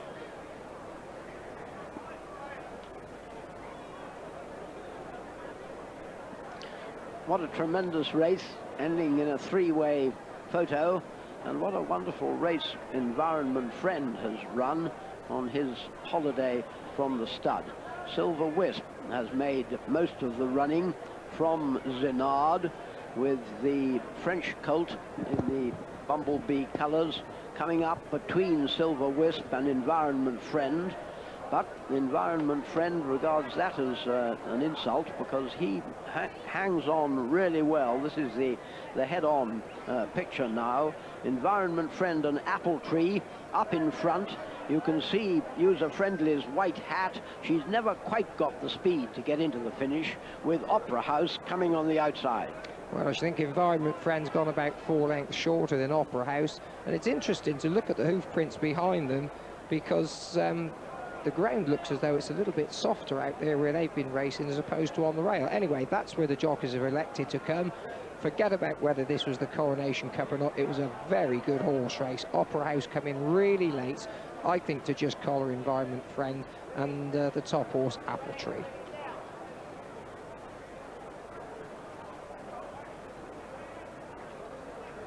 And Opera House has returned the 9-4 joint. They certainly aren't wasting any energy yet. Certainly, John, if he is a Derby winner, then he's going to, people will be breeding from him anyway, just on what he's done so far. He's certainly got a wonderful temperament. That's one of the big qualities that you want to be passing on to younger generations, of course, with ability. Yes, we haven't mentioned the age of these horses. In fact, Tenby is older than most of his rivals. He was a very early foal. But he's one of the last to go in. The best of luck to him and all the others. And over to you, Graham. Into that lucky 10 stall then. Desert Team going into the red cap. That's it. They're loaded 240th Derby. Under starters orders, and they break away, and a very good level break it is too. And through the first furlong, Bob's Return, Tenby up with the pace, Desert Team up with the pace. Blues Traveller is travelling well too. So too Planetary Aspect, just a couple of lengths off the pace, and the back marker early on is Reddendam. And it's Bob's Return climbing the hill, the leader. Bob's Return from Tenby in second, and then Desert Team and Planetary Aspect. Barathea, the white sleeve jacket on the right of the picture, black colours, Reddendam last of all, and they're through the first quarter mile. It's Bob's Return that gains the day. Tenby holds second, and Planetary Aspect third, and then just in behind these comes Caro Prince with trying to hold a good position, Sharik on the inside. Leicester on Fatherland is down the pack in about 8th position as they continue their uphill climb, and they've gone 3.5 furlongs. Bob Return leads. From Tenby, the pink cap on the outside, Blues Traveller with the star on the cap, followed through by Zind and then Desert Team, but that's the leader. And that is Bob's Return. Tenby in second. Planetary Aspect ridden along. Fatherland with quite a lot to do, but we know he plays his hand late. Caro Prince is the back marker, and they're heading down towards the halfway stage. Bob's Return from Tenby. Blues Traveller and Blue Judge on the inside. Then comes Planetary Aspect, followed by Desert Team. Zin the outside of Barathea holding a good posse, and then comes Commander-in-Chief. These are followed through by Sharik and Reddendam and Fatherland, and on the outside of these comes Zin. The back marker is Caro Prince, and they're at the halfway stage now, and it's still Bob's Return blazing the trail. Tenby the odds on favoured in second place. The pink cap on the outside, Blues Traveller. Leicester's only got 4 behind, but one of those is the American Raider, Wolf Prince. Barathea pulls wide and starts a run. Pushed along is Blue Judge, also pushed along Planetary Aspect. The pace is unrelenting, and they begin the descent to Tattenham Corner, and round the corner they come with 3.5 furlongs to go, and it's Tenby in the middle of the three front runners with Bob's Return the inside. Blues Traveller running a bid race. Barathea off the pace is poised to challenge Leicester on Fatherland is 8 lengths off the pace as they pass the 3, and it's Blues Traveller a rank outside, and Tenby is swamped for run there and has to be checked on the outside. Commander-in-Chief has delivered his challenge, and it's Commander-in-Chief by 2 lengths now to Barathea as they pass the 2. Tenby is beaten, and it's Commander-in-Chief, his stable companion, going 3 clear of Barathea with Blues Traveller, who's run a terrific race throughout as they come inside the final furlong. Commander-in-Chief and Mick Kinnan on his 5th Derby ride, cleared by 6 to Blues Traveller and Barathea, and staying on best of all on the outside is Blue Judge. Up towards the line, the Commander's in charge. Commander-in-Chief takes the Derby from Blue Judge second, Blues Traveller in third, close for Barathea and Caro Prince, and then came Bob's Return, followed by Reddendam, and Fatherland never got competitive. Then came Wolf Prince. Tenby chopped off on the turn, and behind that one came Desert Team and Kanaska Star, and then Planetary Aspect and Guy's Way. Then came Sharik, and last of all was in, and so the 15-2 shot. Number 8, Commander-in-Chief, has won the races in the second colours of Khalid Abdullah. This one trained like the odds-on favourite at Newmarket by Henry Cecil, ridden by Mick Kinnan, and so victory has gone to Mick Kinnan on Commander-in-Chief in this, the 240th Derby on his 5th Derby ride. Second horse home, why? It's a close call for second place, and it's no doubt about it, Commander-in-Chief has won the race. From Blue Judge in second and Blues Traveller in third. That's the 1, 2, 3 then. Commander-in-Chief the winner. Salute the Derby winner. Salute the Commander. Getting congratulated there by Christy Roach, and then comes Wolf Prince, and Frankie Dettori never got competitive. But there's our winner, Commander-in-Chief, but I wouldn't be at all surprised if at some stage a steward's inquiry is called into the outcome of this race, because there's no doubt about it, on the home turn on the Tattenham corner, it was 10B who got into terrible trouble. But there he is, 10B, 1, 2, 3, 4, 4 from the left of the picture, and Pat Eddery looking down, but no doubt about it, Commander-in-Chief has gained the day. Henry Cecil has landed another Derby victory, following, of course, the wins of Stepanka and Reference Point. And I wouldn't think that Mick Kinnan can believe just how far clear he is of the second horse home, number 3 Blue Judge, and the third horse home, number 4 Blues Traveller. But there's our winner, Commander-in-Chief, a son of Dancing Brave, who was oh so unlucky in this race himself. First ride in the race. Here's what he thinks about the filly. He told Derek. The filly's well, you know. She's been working at home. I haven't really sat on her much at home. Terry Stewart's been doing all that, but she's come out of a race well at Goodwood, and she worked here yesterday morning. I put her through her paces, and she's going really well. I'm hoping to have a good show from of her today. What about tactics? Are you going to come from behind? Are you going to be handy? How are you going to play it? Well, she's a sort of filly that's well balanced. She's our stride will take her where she's got to go, and whether it's from behind or in front, we'll just see how the race unfolds. I'm sure there's going to be plenty of pace. So I'll just sit in behind, or if there's no pace, I'll just go and do the right thing. And could it be a fairy tale first ride in the Oaks for you? I think it could be, yeah. Well, confident lad there. Let's hope that confidence is founded, because as the last couple go in, the adrenaline's at fever pitch, energy's about to loose. Here's the Energizer Oaks with Graham Gould. And the early pace is going to be an interesting point here. The guaranteed stayer like You'll, you'd expect to see her up early on. But there is no guaranteed front runner in the race, as Bashir goes into the stalls there. Ivica, number 8, with a sash. Just 2 more to load for the Energizer Oaks. And that's Ivica Ray Cochran going in. When he's in, they'll be loaded for the 4th Classic of the year. Oakmead the yellow cap, and they race away. And Bashir breaks out well, and Royal Ballerina out fast too. And these two have it. You'll is taking a keen hold. Alouette through in the early stages. Shares the early running. On the inside, Oakmead hold a good position. Aber is just behind that. Weems Bite mid-division. Gizan is behind these, and they continue the climb up the hill through the first quarter mile. Grove Daffodil already is last. Marilette is last but 1. And at this stage, Intrepidity last but 2. But it's You'll that's stretching through into the lead now as they go through the first quarter mile. And it's You'll in the lead. You'll from Oakmead in second, and then Alouette showing third. These just ahead of Weems by Bashir in blue. Royal Ballerina out wide. Subuk Blue the rail, running the rail. Then Avery behind these. White cap is Marilette. On the outside, Ivica. Then comes Gizan with just being pushed along Intrepidity at the back, and Grove Daffodil is last of all. And they continue their. Bobby D is on the outside of the pack as they make this left-handed turn and go to the highest point on the track. They're inside the last mile now, and it's You'll clear by 2. To Oakmead in second, and Weems bite the inside of Alouette pushed along, and then comes Royal Ballerina, and these are followed through by Subug and Bashir and Marilette the rail. Ivica, Bobby D, and then comes Avery. The last 3 is Gizan. Intrepidity pushed along, and Grove Daffodil has been last throughout and is still last as they come down past the halfway stage and the 6th furlong pole. And it's You'll leading by a length and a half to Oakmead the yellow cap in second, with Royal Baller the outside of Weems bite, and then Ivica travelling well. Bobby D running well for a big price horse, Bashir and Subug the rail, and then Bashir on the outside of Alouette. Then comes Avery. Intrepidity, the star cap, just on the outside of the picture. These are followed through by Marilette. Leicester's coming on the short run as they come round Tattenham corner, and You'll the 4-to-1 favourite in the lead as they head for home. Guaranteed to stay this filly. You'll the leader, but here goes Oakmead yellow cap after a Wings bite behind it. Then on the outside comes Ivica with a run, so too Royal Ballerina with a great run. Gizan starts to pick up. Marilette and Leicester start looking for room. Intrepidity's under pressure as they pass the 2, and as You'll folds, it's Oakmead the yellow cap that goes into the lead. Oakmead from Royal Ballerina. Subug out wide. Weems bite pushed along, and then on the wide outside of the pack, Intrepidity is responding. They're inside the final furlong now, and it's Oakmead pressed on the outside by Intrepidity. Between the pair is Royal Ballerina running a big race, but as they go up towards the line, it's Intrepidity, whose class is going to tell at the line. Intrepidity takes it. Intrepidity, Royal Ballerina, Oak Mead, the 1, 2, 3. And then came Subug, followed by Rings, Bite, Neighbory, and then came Ivica, followed by Marilek and Chazan and Grove, Daffodil and Mashea. Then Youall beat only 2 in the end. Aloep was one of those. And last of all was Bobby D, who ran so well for such a long way.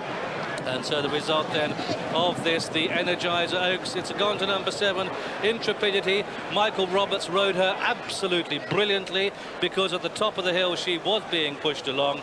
Intrepidity has won at 5 to 1. Second horse home, why, that's Ballerina. Second horse home is Royal Ballerina. Warren O'Connor's run a terrific race, and the third horse home is number 10, Oak Mead. I think we'll find that Subug was probably just 4th, and so the result then of this, the Energizer Oaks, there it is.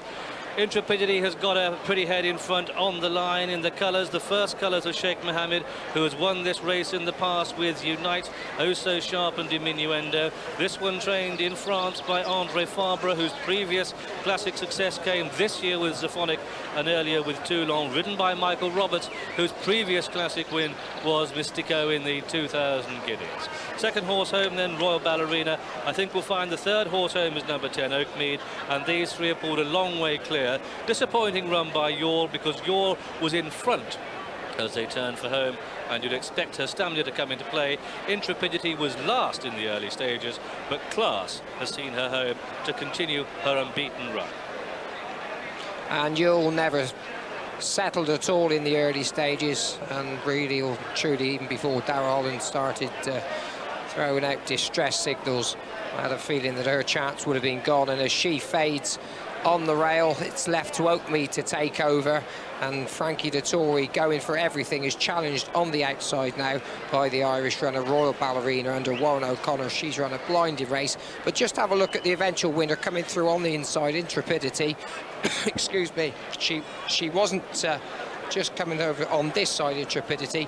She was never running really happily for Michael Roberts. She was running in snatches, and when he caught hold of her, he was a long time pulling his whip through into his left hand, Michael.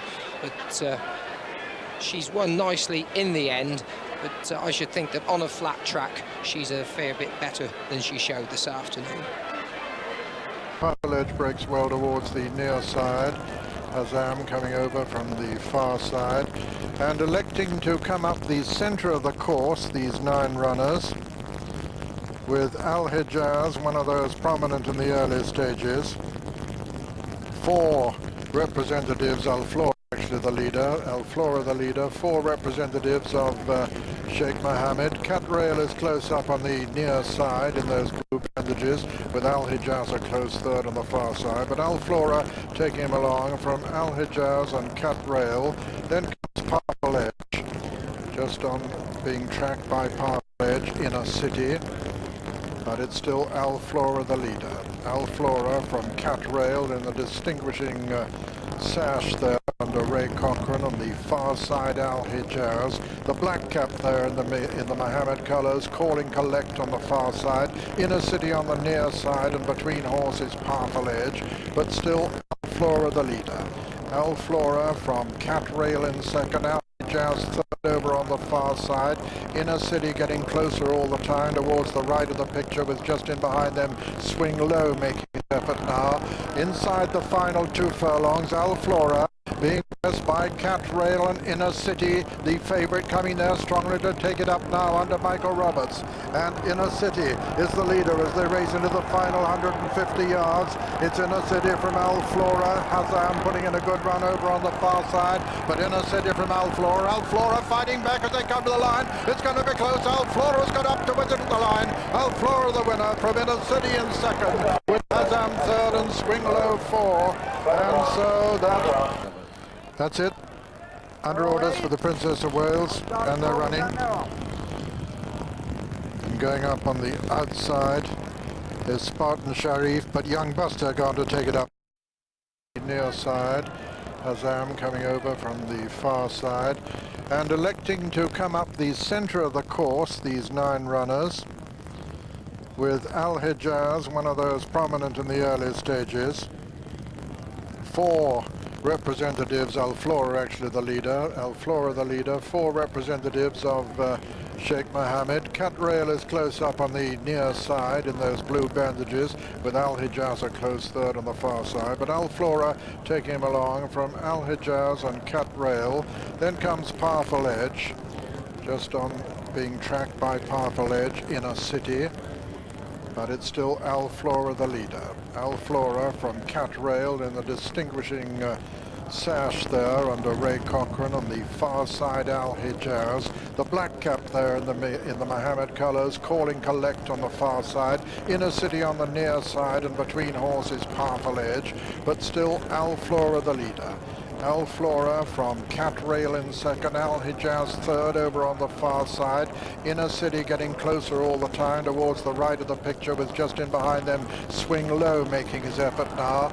Inside the final 2 furlongs, Alflora being pressed by Cat Rail and Inner City, the favourite coming there strongly to take it up now under Michael Roberts. And Inner City is the leader as they race into the final 150 yards. It's Inner City from Alflora. Hazam putting in a good run over on the far side, but Inner City from Alflora. Alflora fighting back as they come to the line. It's going to be close. Alflora's got up to within the line. Alflora the winner from Inner City in second, with Hazam third and Swing Low 4. And so that's it. Under orders for the Princess of Wales, and they're running.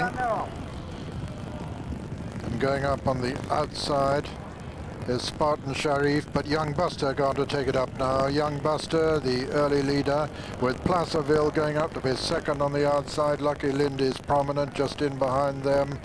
And on the inside, the French challenger Urban Sea, with Young Senor upsides him, but Young Buster making it doubtless for Young Senor, with Placerville second. Then the second colours of Sheikh Mohammed on Emperor Jones go third ahead of Urban Sea now for Young Senor 5. 6 going up on the outside is Lucky Lindy, also making a forward move, and a swift forward move too is Spartan Sharif, but Young Buster the leader still. Young Buster from Placerville.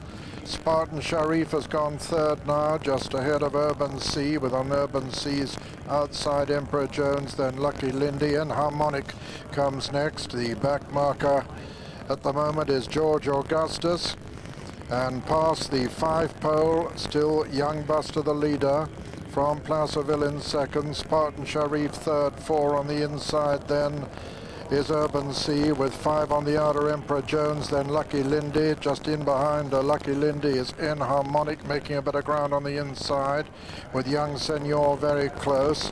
The back markers Via Parigi, they're swinging into the home turn, and Young Buster is still the leader. Young Buster making it from Placerville in second.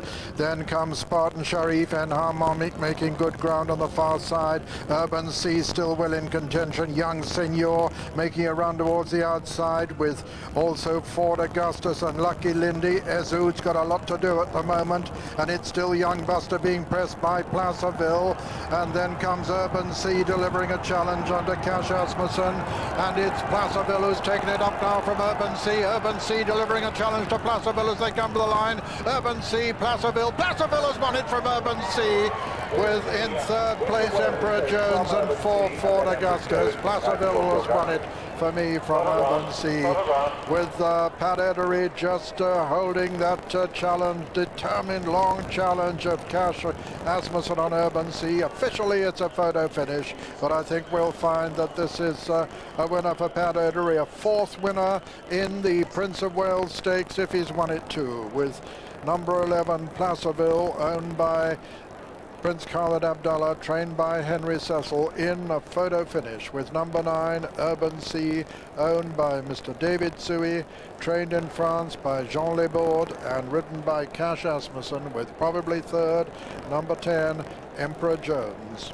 owned by Sheikh Mohammed, trained by John Gosden and ridden by Ray Cochrane, with very close behind them another Sheikh Mohammed runner, number 2 George Augustus. But I think we'll find that Placerville in the Commander-in-Chief colours, which would of course have been carried also by Zaphonic this afternoon, have prevailed in this Prince of Wales Stakes from the French challenger and that determined challenge of Cash Asmussen and Urban Sea. Just to remind you, Placerville's number 11, Urban Sea is number 9. A great triumph this for the 3-year-olds, and he's always had a good position, this horse. Pat Idris brought him under pressure 2 out, and he's responded really well. George Augustus came from a long way off the pace, and it didn't really suit him coming round his horses. He prefers to go through horses. Azud still last at this stage. He was held up for a very, very late run for Walter Swinburne. Enharmonic flattered for a moment, but Urban Sea has run a terrific race here, coming from off the pace, moves into a challenging position here. Just for a moment looked as though she might pull back Placerville, but couldn't find any more in the last 100 yards. George Augustus comes here at this point, but it was never quite going to quicken again. And Emperor Jones on the far side, Ray Cochrane's brought him late too, and he's on really courageously. But at the line, Placerville holds on to win narrowly from the French challenger Urban Sea, and it looks as though Emperor Jones has just got there for third. The winner, well, what we think is the winner, returned 11-2. All the others went in perfectly. I think it won't be too long before Wharf joins them. And here's Peter O'Sullivan. Needle gun towards the right of the picture. King Mambo on the near side. Between horses, Wharf and 24 Foli. Towards the left of the picture, King Mambo. Over on the right, 24 Foli, but Needle Gun, the leader on the near side. 24 Foli going very wide and being chased by Wharf on the far side, and on the near side, it's Needle Gun and King Mambo. Spread wide apart as they pass the 6th pole. 24 Foli on the far side from Wharf. On the near side, Needle Gun and King Mambo. Needle Gun on the near side, being followed all the time by King Mambo over on the far side. 24 Foli tracked by Wharf and coming over now abruptly towards the stand side. 24 Foli. Willie Carson looks over his right shoulder. Towards the left is Needle Gun, leading King Mambo. Into the straight now. Needle Gun the leader from 24 Foli. Wharf and King Mambo just the back marker of the quartet now as they're into the short Ascot straight. And Needle Gun is the leader from 24 Foli. Looking for room over on the far side, King Mambo. And he's going to be eased out by Cash Moose. And they're past the 2 marker. Needle Gun from 24 Foli on the right of the picture, and still looking for room is King Mambo. King Mambo, a slight collision there with Wharf, but quickening now, and King Mambo quickens now as they race inside the final furlong. King Mambo on the near side, Needle Gun on the far side. King Mambo takes it up and is going to win it, and as they come to the line, King Mambo wins the St James's Palace Stakes. Needle Gun is second, 24 Foli is third, and fourth is Wharf. There could just be a steward's inquiry there because these on Royal Gate in the Gold Cup. Will he be considered to have contravened the rules on King Mambo? This is the big question that the stewards will have to deliberate following the announcement of steward's inquiry. Well, a dramatic and very confused race, and the confusion was caused by Pat Eddery and Willie Carson coming over to the far side, then coming back as they came round towards the straight to move over towards the stand rails, leaving Cash Asmussen, who'd always been tracking Needle Gun and Michael Roberts on the far rails, to have to either come through or barge his way, or round or barge his way through his rivals. Pat Eddery wasn't going to let him out. Willie Carson still pumping away there. Now half a split comes between Carson and Eddery. Cash goes for it, but was he entitled to? Did he brush Pat Eddery as he came through? Goes for his stick here. In the last furlong, is he going to get there? Yes, he certainly is, because although Needle Gun's run a terrific race, he hasn't got the resources to hold King Mambo. But having won by length a little bit more, well, now you can see what the stewards are holding their inquiry about. Because Cash Asmussen, with a line of 3 horses in front of him and only half a horse's width between each horses, would he go round as Peter anticipated he would at the 2 furlong marker? Right now he thinks, well, I may have left it too late to go for that. So he decides that he's going to go through. And here he comes. This is the moment. Was there a gap to go through there? Well, you can't really say that there was. And in getting through, has he brushed Pat Edery? Pat didn't have to stop riding, but the three of them have come very close indeed, and this is one of those inquiries where it's going to be a case of jockey's evidence. If Pat Edery said, well, there was a gap there, then Cash could get away with it. But certainly when he went for that gap, you'd have to say that there barely was a gap. He gets there. King Mambo is by far the outstanding horse in the race, but sadly this hasn't been a lucky country for Stavros Niarchos. He lost to 2,000 guineas, and there's